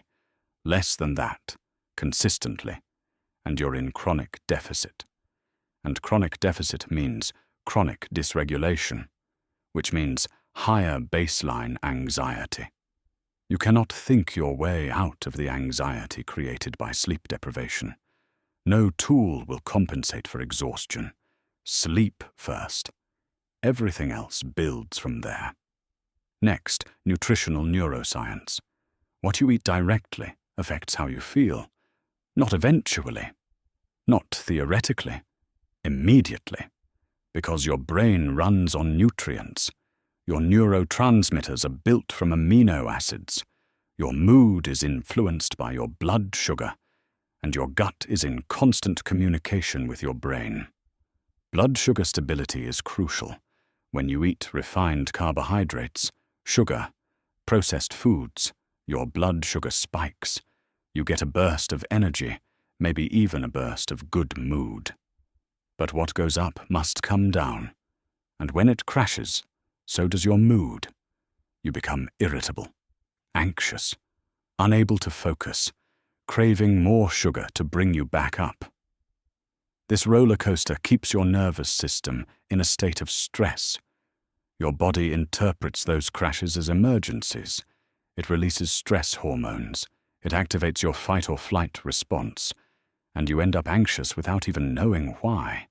Stable blood sugar comes from eating whole foods, protein with every meal, healthy fats, complex carbohydrates that digest slowly, regular meals instead of skipping breakfast and binging at night, water instead of caffeine and sugar. And then there's the gut-brain axis. Your gut contains millions of neurons. It produces most of your serotonin, the neurotransmitter associated with mood stability. When your gut is inflamed, when your microbiome is imbalanced, it affects your brain. It affects your anxiety levels. Processed foods, excess sugar, alcohol, chronic stress, all of these damage your gut health. Fermented foods, fiber, vegetables, adequate water. These support it. This isn't about a perfect diet. This is about recognizing that your nutrition is either stabilizing your nervous system or destabilizing it. You're not going to eliminate anxiety by eating well, but you're going to remove one of the major contributors to baseline dysregulation. You're going to give your nervous system the building blocks it needs to function properly. And yes, this means being intentional about what you consume, planning meals, preparing food, saying no to convenience that costs you your stability. It's effort, but it's effort that compounds. Every meal is either moving you toward regulation or away from it. Movement as medicine. Your body was designed to move, not to sit for 12 hours a day staring at screens, not to be sedentary except for one intense workout, but to move regularly throughout the day in varied ways. When you're anxious, stress hormones flood your system. Cortisol, adrenaline, they prepare you for physical action, for running or fighting. But in modern life, you don't run. You don't fight. You just sit there with all that activated energy coursing through you with nowhere to go. Movement metabolizes those stress hormones. It discharges the energy. It completes the stress cycle that anxiety starts but never finishes. This is why a walk can calm you, why working out reduces anxiety, why movement feels like relief. You don't need to become an athlete. You don't need intense exercise, though that has its place. You just need regular movement. A 20-minute walk every day does more for anxiety than you'd imagine. Stretching, dancing, gardening, anything that gets you out of your head and into your body. And nature exposure is its own category of medicine. Being outside, especially in green spaces, lowers cortisol, reduces rumination, calms your nervous system in ways that indoor environments can't replicate. Even 10 minutes in a park makes a measurable difference. Your nervous system evolved outdoors, in natural light, with varied terrain, with fresh air, when you're only ever indoors, under artificial light, breathing recycled air. You're depriving your system of inputs it's designed to receive. So you prioritize movement. You build it into your day, not as something extra, but as essential maintenance. You walk, you stretch, you go outside. You treat your body as the nervous system housing it is. Environmental curation. Your environment affects your nervous system constantly. You might not consciously notice it, but your brain is always scanning, always processing, always responding to the space you're in. Clutter creates low-level stress. Chaos signals lack of control. Harsh lighting activates your stress response. Constant noise keeps you on edge. You can practice every regulation technique in the world, but if you're trying to calm down in an environment that's constantly activating you, you're fighting an uphill battle. Creating spaces that signal safety is essential. This doesn't mean perfection. This means intentionality. Clear surfaces so your visual field isn't overwhelmed. Soft lighting that doesn't strain your eyes or trigger alertness. Maybe plants, which signal life and growth. Maybe photos that remind you of good things. Maybe simply less stuff. And then there's digital overwhelm. The constant notifications. The endless scroll. The news cycle designed to keep you anxious so you keep watching. The comparison trap of social media. The way your phone fragments your attention into 1,000 pieces. Your nervous system cannot handle this level of stimulation. It wasn't designed for it. Every notification triggers a small stress response. Every alarming headline activates your threat detection. Every comparison sparks insecurity. You need boundaries. Specific times when you check email, not constant monitoring. Apps deleted from your phone. Notifications turned off. News consumption limited to once a day instead of continuous. Social media used intentionally for specific purposes instead of mindless scrolling. This is protecting your attention, your focus, your peace. Because attention is currency. Whatever you give your attention to grows. If you're giving it to chaos and fear and comparison all day, that's what grows in you. Curate your environment like you curate your life. Surround yourself with calm, with beauty, with things that support regulation rather than activate stress. Relationship boundaries. Anxiety thrives in enmeshment. In relationships where you don't know where you end and the other person begins. Where their mood determines your mood. Where you're responsible for their feelings and they're responsible for yours. Where boundaries are unclear or non-existent. This is exhausting. It keeps your nervous system in constant high alert, because you're not just managing your own emotional state, you're managing theirs too. You're reading their every expression, adapting to their every shift. Losing yourself in the process. Healthy separation is not disconnection. It's the recognition that you are a separate person with your own feelings, needs, and boundaries. That you can love someone and not take responsibility for their emotional state. That you can care deeply and still maintain your own center. This means saying no. Setting limits. Not over-explaining or justifying or apologizing for having needs. It means letting people have their feelings without rushing to fix or soothe or make it better. It means allowing space and distance and individuality within relationship.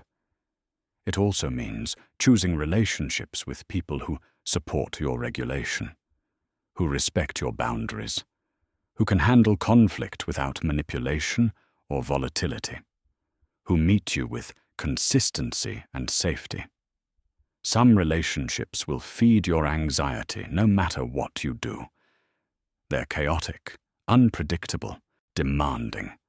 And sometimes the most loving thing you can do for yourself is create distance, or end the relationship entirely. Not as punishment, but as protection of your nervous system. You cannot regulate in constant relational chaos. You cannot build stability while walking on eggshells. Boundaries aren't selfish, they're essential. Morning and evening rituals. How you start and end your day sets the tone for your nervous system.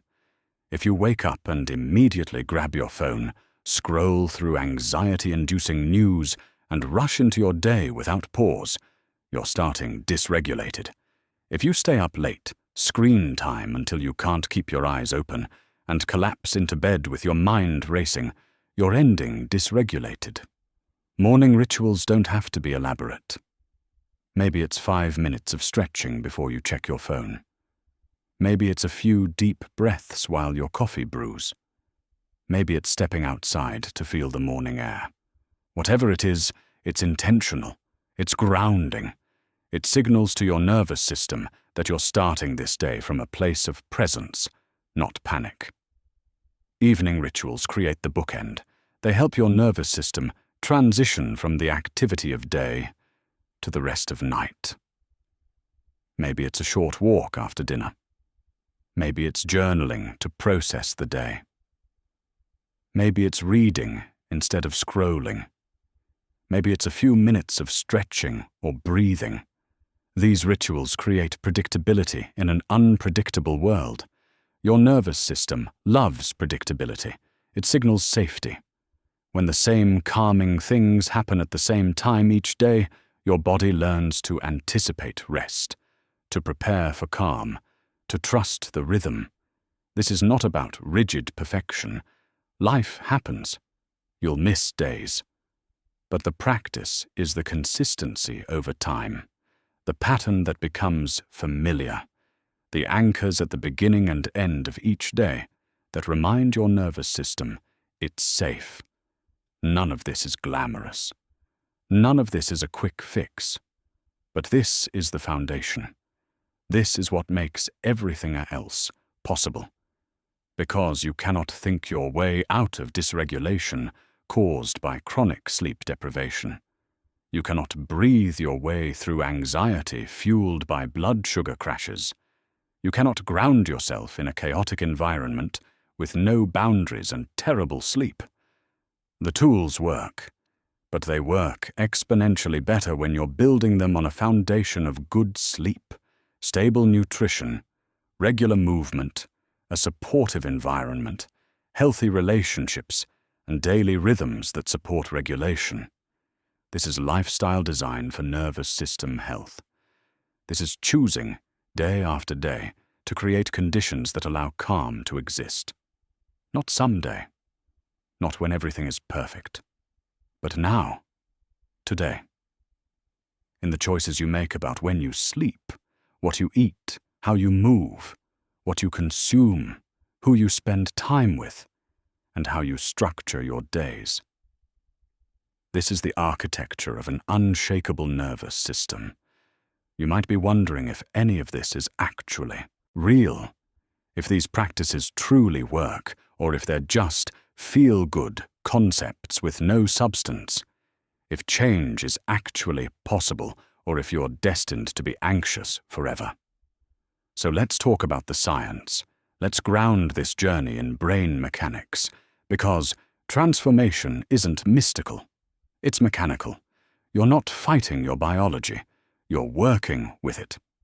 Start with neuroplasticity. This is the brain's ability to change its structure and function based on experience. For a long time, scientists believed the brain was fixed after childhood, that the neural pathways you developed early in life were permanent. But we now know that's completely false. Your brain is constantly rewiring itself. Every experience, every thought, every behavior creates and strengthens neural connections. The pathways you use most become the pathways that fire most easily. The ones you don't use weaken and eventually disappear. This is why anxiety feels so automatic. You've practiced it for years, maybe decades. You've walked that neural pathway so many times it's become a superhighway. Your brain defaults to it because it's the easiest, most familiar route. But here's the crucial part. What was learned can be unlearned. What was wired can be rewired. Every single time you practice the sovereignty sequence, every time you use thought diffusion, every time you choose opposite action, you're creating new neural pathways. You're building alternative routes. At first, these new pathways are faint, like the first time you walk through a forest and have to push through brush. It takes effort. It's not automatic. The old pathway, the anxiety pathway, is still the default. But with repetition, the new pathway gets clearer, easier to follow, and the old pathway, the one you're no longer using, starts to fade. Not immediately, not dramatically, but gradually, incrementally, with consistent practice. The timeline looks like this. Initial shifts happen within weeks. You start noticing moments where you catch anxiety earlier, where you can interrupt it, where you choose differently. These are small victories, but they're real. They're evidence that your brain is changing. Consolidation happens over months. The new responses start to feel more natural, less forced. You find yourself using tools without consciously deciding to. The neural pathways are strengthening. What required intense focus now happens with moderate effort. Transformation comes with sustained practice. We're talking 6 months, a year, longer. This is when the new patterns become your default. When regulation isn't something you do, but something you are. When your brain has rewired itself completely. Change feels impossible before it becomes inevitable. This is the gap where most people give up, the period where you're doing the work but not seeing dramatic results, where the old patterns still feel stronger than the new ones. But this is exactly when the rewiring is happening. This is when you need to trust the process and keep practicing. Now let's talk about your autonomic nervous system. This is the system that operates below conscious control. It regulates your heart rate, breathing, digestion, all the automatic processes that keep you alive. And it has two main branches. The sympathetic nervous system is your accelerator. It's fight, flight, or freeze. When threat is detected, real or imagined, this system activates. Your heart rate increases. Your breathing quickens. Blood flows to your muscles. Digestion shuts down. You're mobilized for action. The parasympathetic nervous system is your brake. It's rest and digest. When safety is perceived, this system activates. Your heart rate slows. Your breathing deepens. Digestion resumes. Your body shifts into recovery and restoration mode. You need both. Sympathetic activation is useful for actual danger, for intense focus, for meeting deadlines. But it's supposed to be temporary. The problem with chronic anxiety is that your sympathetic system is overactive. It's constantly engaged. You're running on your accelerator with the brake disengaged. The regulation practices you're learning activate your parasympathetic nervous system.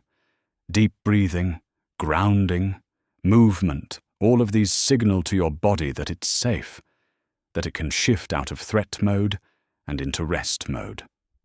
And there's a third component from polyvagal theory, the social engagement system.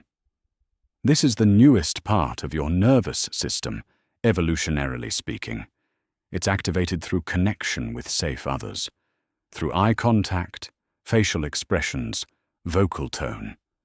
This system allows you to feel calm in the presence of others, to co-regulate, to experience safety through relationship. When this system is online, you can think clearly and connect deeply. When it's not, you're stuck in sympathetic overdrive or dorsal vagal shutdown. Understanding this explains why some relationships calm you and others activate you.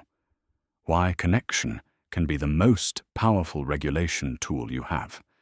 Your prefrontal cortex, the front part of your brain, is responsible for executive function, for rational thought, planning, decision-making, emotional regulation. This is your most sophisticated brain region. But it's also the most vulnerable to stress. When anxiety hits, when your amygdala sounds the alarm, blood flow shifts away from your prefrontal cortex toward your more primitive survival structures. Your thinking brain goes offline. Your survival brain takes over. This is why you can't just calm down when you're in the grip of anxiety. You literally don't have access to the part of your brain that could calm you down.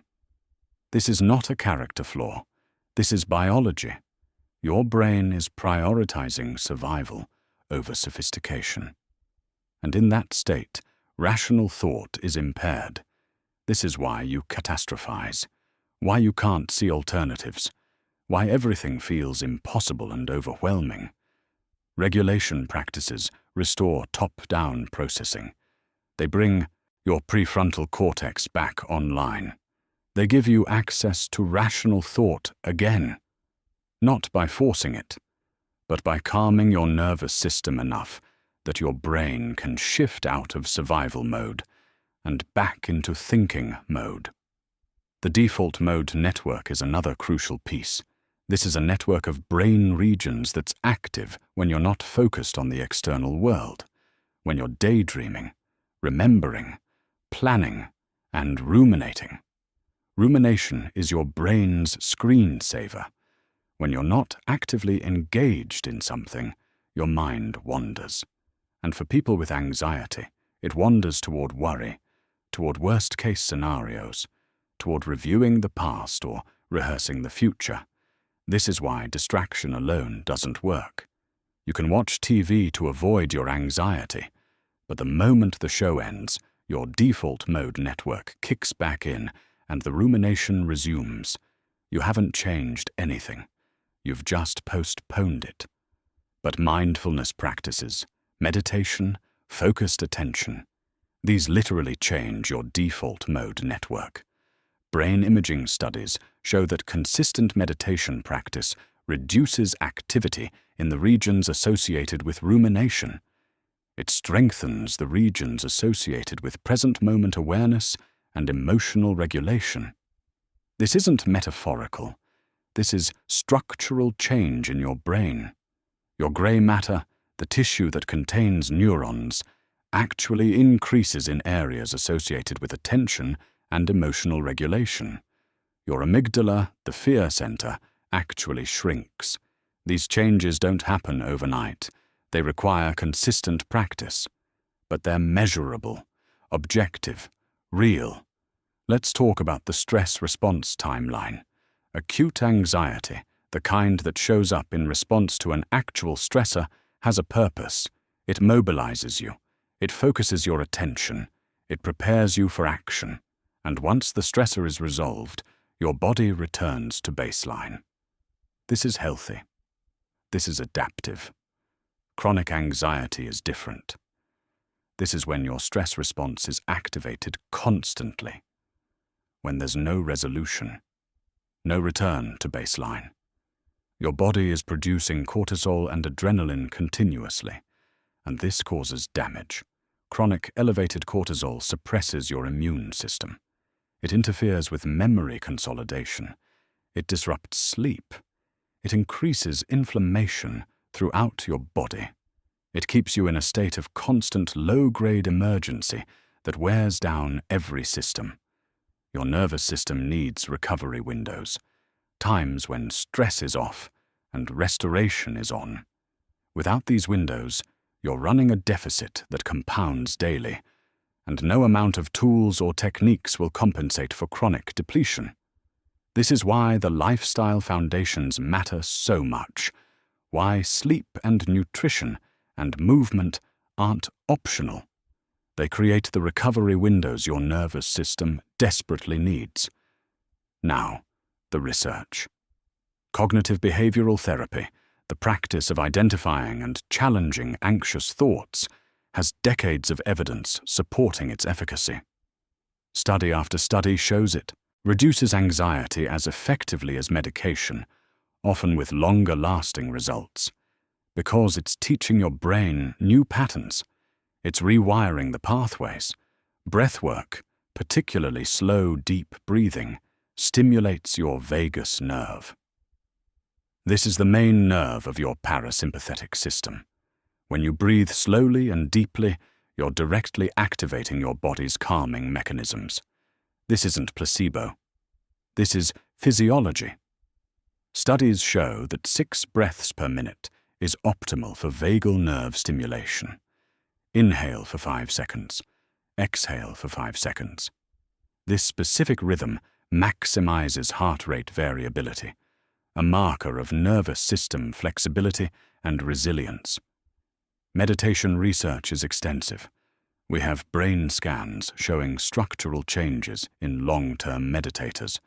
We have studies demonstrating reduced anxiety and depression, improved attention, enhanced emotional regulation.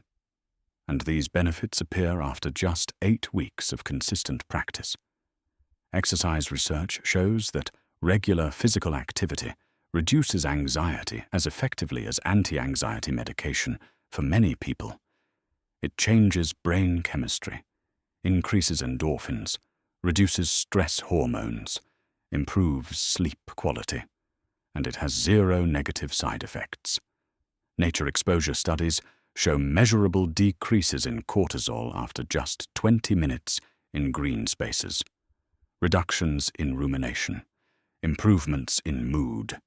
Your nervous system literally calms in natural environments. All of this to say, what you're learning isn't theory. It's not wishful thinking. It's evidence-based practice grounded in neuroscience and proven through research. You're not trying to override your biology. You're not fighting your brain. You're working with it. You're leveraging neuroplasticity to create new patterns. You're using your understanding of the autonomic nervous system to activate the calming response. You're bringing your prefrontal cortex back online through regulation practices. You're changing your default mode network through mindfulness. This is mechanical, predictable, replicable. If you do the practices, your brain will change, not because of magic or belief or hope, but because of biology. The brain you have is not the brain you're stuck with. The anxiety patterns that feel permanent are not permanent. They're just well practiced, and practice can be redirected. Every time you notice anxiety and choose a different response, you're rewiring your brain. Every time you ground yourself instead of spiraling, you're strengthening new pathways. Every time you question catastrophic thoughts instead of believing them, you're reshaping your neural architecture. This is the science of transformation. This is why change is possible even when it feels impossible. This is why your effort matters even when results feel slow. You're not hoping for change. You're creating it, one practice at a time, one neural connection at a time, one regulated moment at a time. Your brain is on your side. It wants to learn. It wants to adapt. It wants to create patterns that serve you. You just have to teach it. Show it the new way. Practice the new way. Repeat the new way until it becomes the default way. The neuroscience is clear. Transformation is not only possible, it's inevitable if you do the work. Your anxious brain is not a life sentence. It's a starting point. And from here, with understanding and practice and patience, you can build something entirely different. Something calm, something resilient, something free. Science explains why transformation works, but theory means nothing if it collapses under pressure. Real mastery isn't proven when life is calm. It's proven in the crucible, when stakes are high, when old patterns scream loudest, when you're tested and you have to choose in real time how you'll respond. This is where everything you've learned either holds or breaks. And the truth is, sometimes it breaks. Sometimes anxiety wins around. Sometimes you spiral despite knowing better. Sometimes the tools don't work and you're left feeling like you've learned nothing. But even that, especially that, is part of mastery. Because mastery isn't perfection. It's resilience. It's knowing how to begin again. How to extract learning from failure. How to show up under pressure with grace, even when you're terrified. Let's walk through what this actually looks like. You're giving a presentation. You've prepared thoroughly. You know your material. You've practiced your regulation tools. You're doing well. And then, mid-sentence, anxiety hits. Your heart starts racing. Your throat tightens. You lose your train of thought. You can feel the panic rising. This is the moment. The old you would have frozen, would have stumbled through, would have spent the next week replaying every awkward pause and convincing yourself everyone thought you were incompetent. But you've trained for this, not in the sense that you wanted it to happen, but in the sense that you know what to do when it does. You can't do the full sovereignty sequence. You don't have time. You're standing in front of people. But you can adapt. You can use the abbreviated version. You pause, just for a breath. You don't try to push through the panic. You acknowledge it silently. Anxiety is here. That's step one, compressed. Name and claim in your mind. You feel your feet on the floor. You notice your breath, wherever it is. You don't try to change it. You just notice it. That's step two. somatic anchor, rapid version. You ask yourself the essential question. Am I safe? Yes. This is uncomfortable but not dangerous. That's step 3. Reality check in seconds. And then you choose your next action. Maybe you take a sip of water. Maybe you acknowledge the pause. Let me gather my thoughts for a moment. Maybe you simply continue speaking, even with anxiety present. That's step 4. Resourced response under pressure. The anxiety doesn't disappear. But you didn't let it derail you. You felt it and continued anyway. You proved to yourself that anxiety's presence doesn't require your performance to stop. Or maybe you're in a conflict. Someone is upset with you. The conversation is heated. Every fiber of your being wants to flee, to shut down, to defend, to make this stop. Old patterns are screaming. Your nervous system is activated. You're in sympathetic overdrive, and all your regulation feels impossible. But you have tools even here, even now. You can't leave. You can't avoid this. So you stay. But you stay consciously. You feel your body in the chair. You notice the urge to flee without obeying it. You take one slow breath while the other person is talking. You practice rapid thought diffusion. The thought, "They hate me," appears, and you notice it as a thought, not a fact. The thought, "This is unbearable," comes, and you recognize it as anxiety talking, not truth. You acknowledge your discomfort without letting it control your behavior. You stay in the conversation. You listen, even imperfectly. You respond from as grounded a place as you can access, even if that place is still somewhat shaky. This is not perfect regulation, but it's choosing differently under pressure. It's applying what you know even when it's hard, even when every instinct is pulling you away, or you're facing a deadline, the kind that used to send you into paralysis. The kind where anxiety would spike so high you'd freeze and waste hours in avoidance and then panic at the last minute. The pressure is still there. The deadline hasn't changed, but you have. You notice the anxiety rising. You feel the old paralysis pattern starting.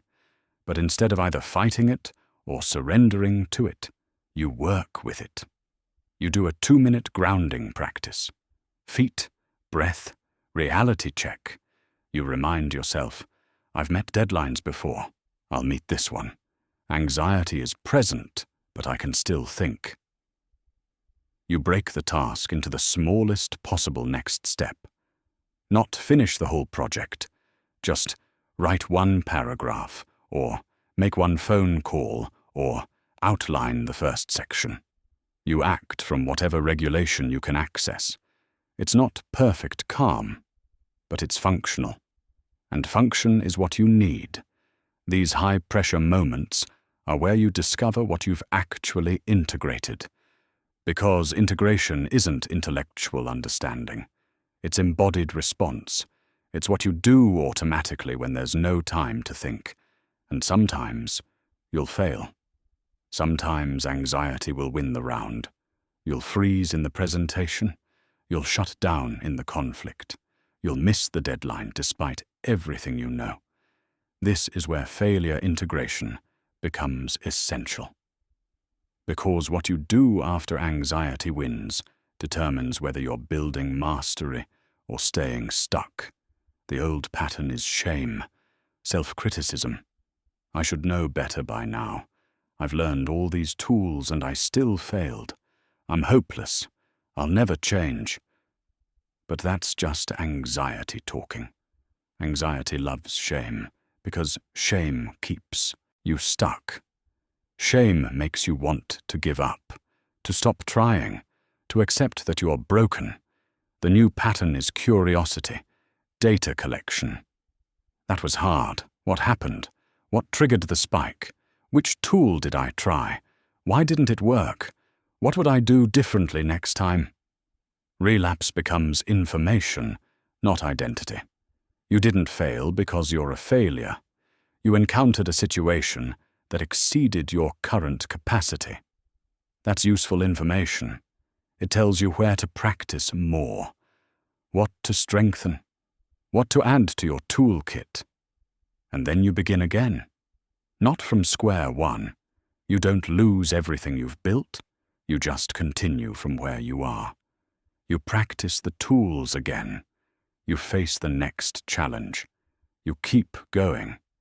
This is the practice of beginning again without shame, of treating setbacks as part of the process, not evidence that the process doesn't work, of understanding that mastery is not a straight line upward, but a spiral that includes both progress and regression.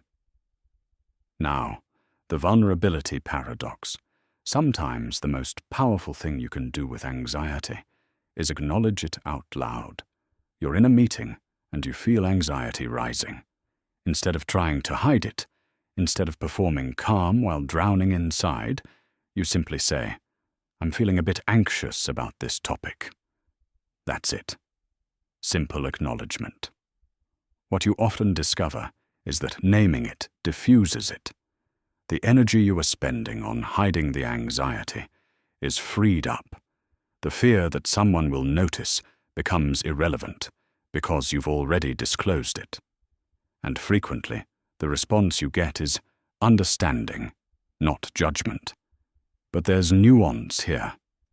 There's a difference between pushing through discomfort that leads to growth and pushing through overwhelm that leads to harm.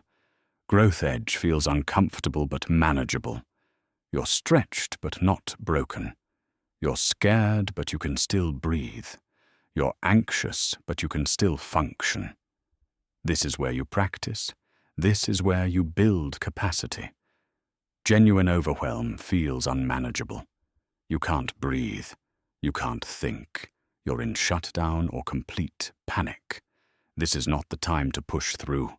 This is the time to honor your limits, to step back, to get support.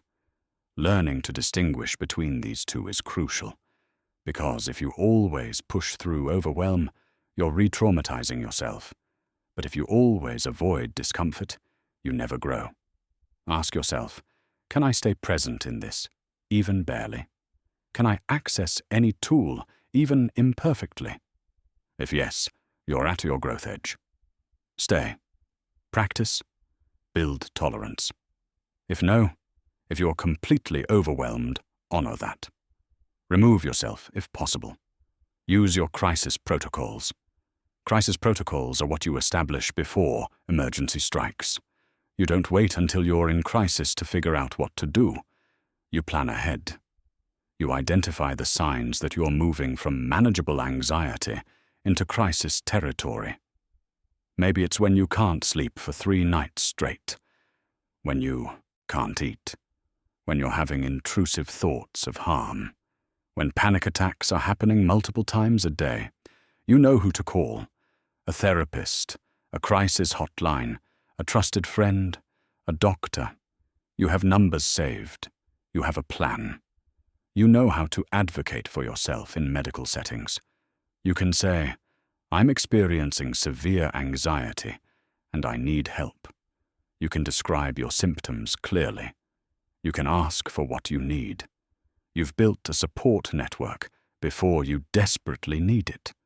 People who know you're working on anxiety, who you can reach out to without shame, who won't try to fix you, but will simply be present with you. Because there will be moments when your tools aren't enough, when you need professional intervention, when you need medication or intensive therapy or crisis support.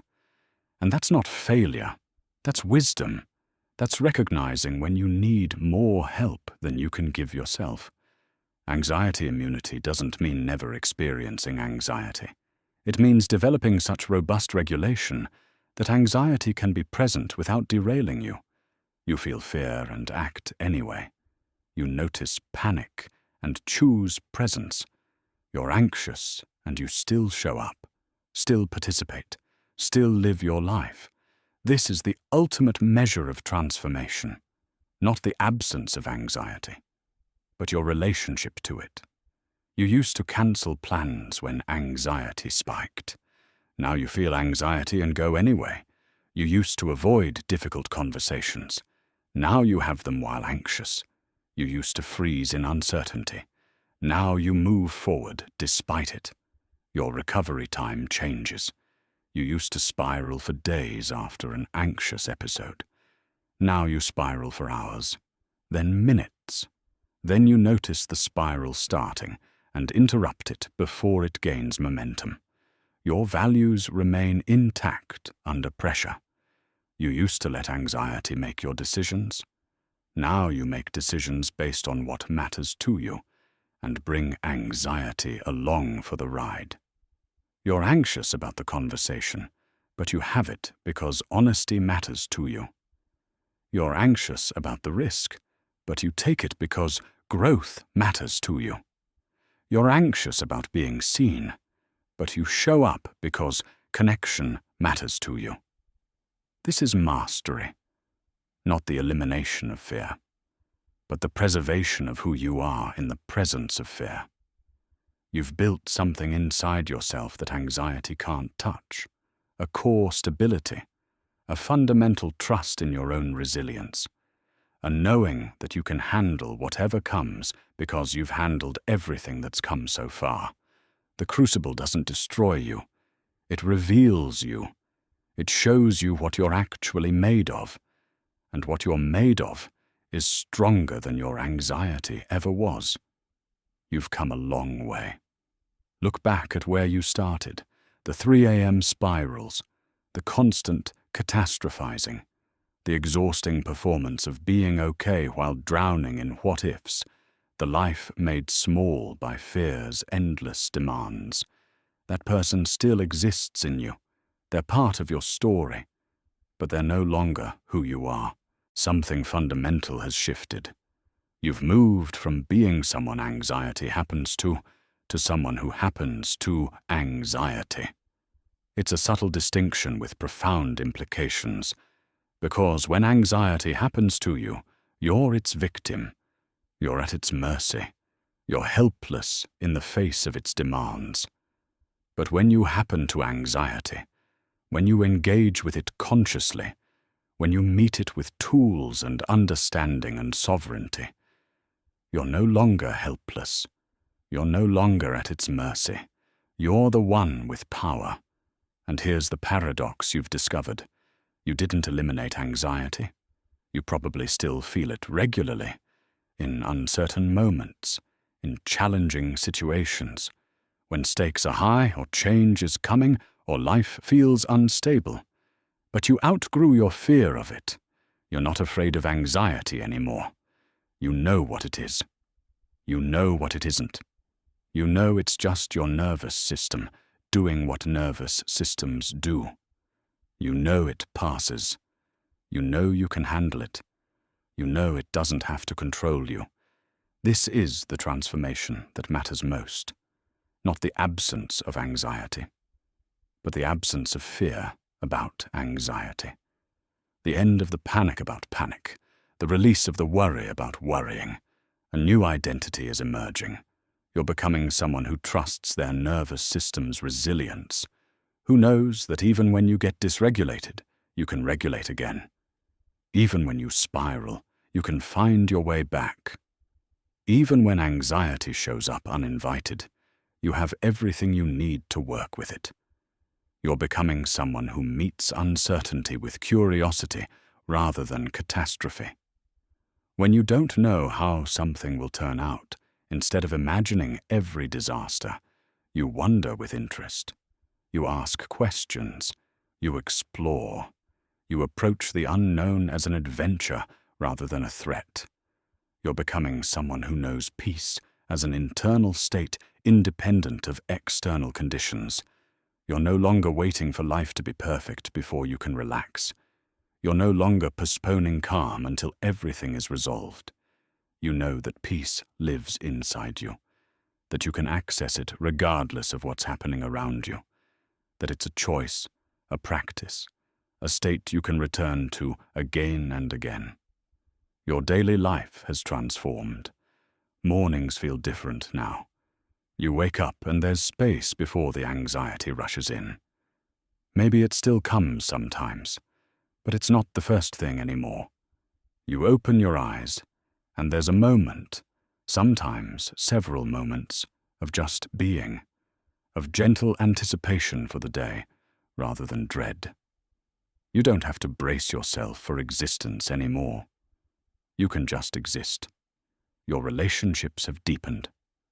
Because you have the nervous system capacity for real presence now. You're not constantly managing your internal state. You're not half listening while the other half of you runs disaster simulations. You're here, fully here, able to listen, able to feel, able to connect. People notice. They comment that you seem different, more relaxed, more available, more like yourself. Because you are. The real you isn't the anxious you. The real you was always underneath. You've just cleared away enough of the anxiety to let yourself be seen. Opportunities look different now. You see them as possibilities instead of threats. That job you would have declined because it felt too risky, you're considering it. That conversation you would have avoided because it might be uncomfortable, you're having it.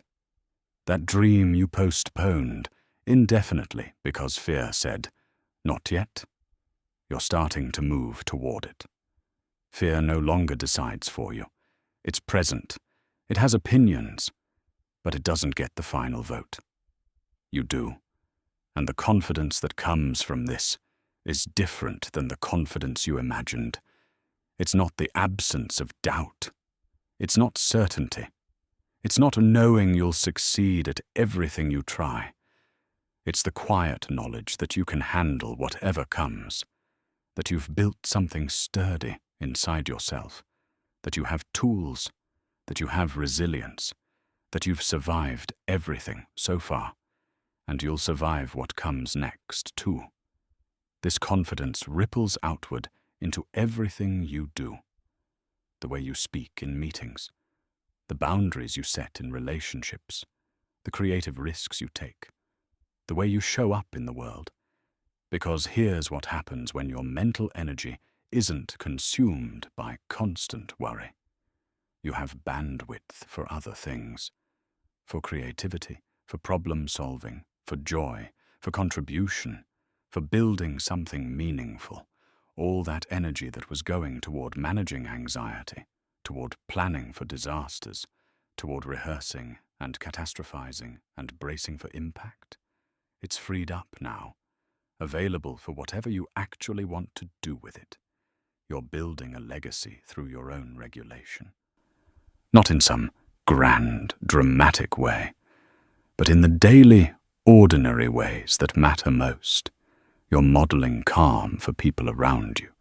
Your children, if you have them, are learning that emotions are manageable, that anxiety doesn't have to be overwhelming, that you can feel afraid and still be okay.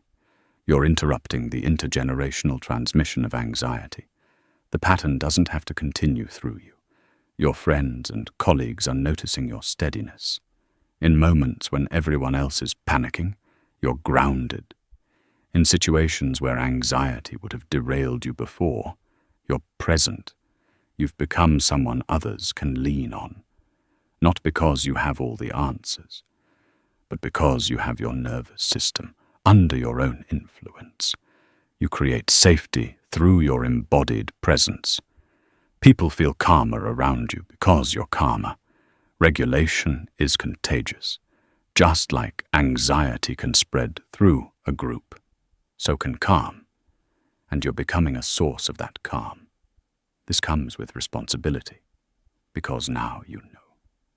You know how anxiety works. You know what creates it. You know what resolves it. You know the practices that help and the patterns that harm. You can't unknow this, and with that knowledge comes the responsibility to use it, to continue your own practice, to share what you've learned when appropriate, to be honest about your journey so others know transformation is possible. But here's the reframe that makes all of this bearable. Beautiful, even. Anxiety was never your enemy. It was your teacher. It showed you exactly where healing was needed. It pointed to every wound, every fear, every place you didn't feel safe. It revealed the patterns you inherited and the beliefs that weren't serving you. It brought everything to the surface so you could address it. Without anxiety, you might never have done this work. You might never have learned about your nervous system, never developed these tools, never built this capacity for presence and regulation and peace. Anxiety gifted you something you couldn't have gotten any other way. Depth, compassion, strength, wisdom, an understanding of human suffering that allows you to meet others with empathy, a resilience that was forged in the fire of your own struggle. You wouldn't have chosen this. Nobody would.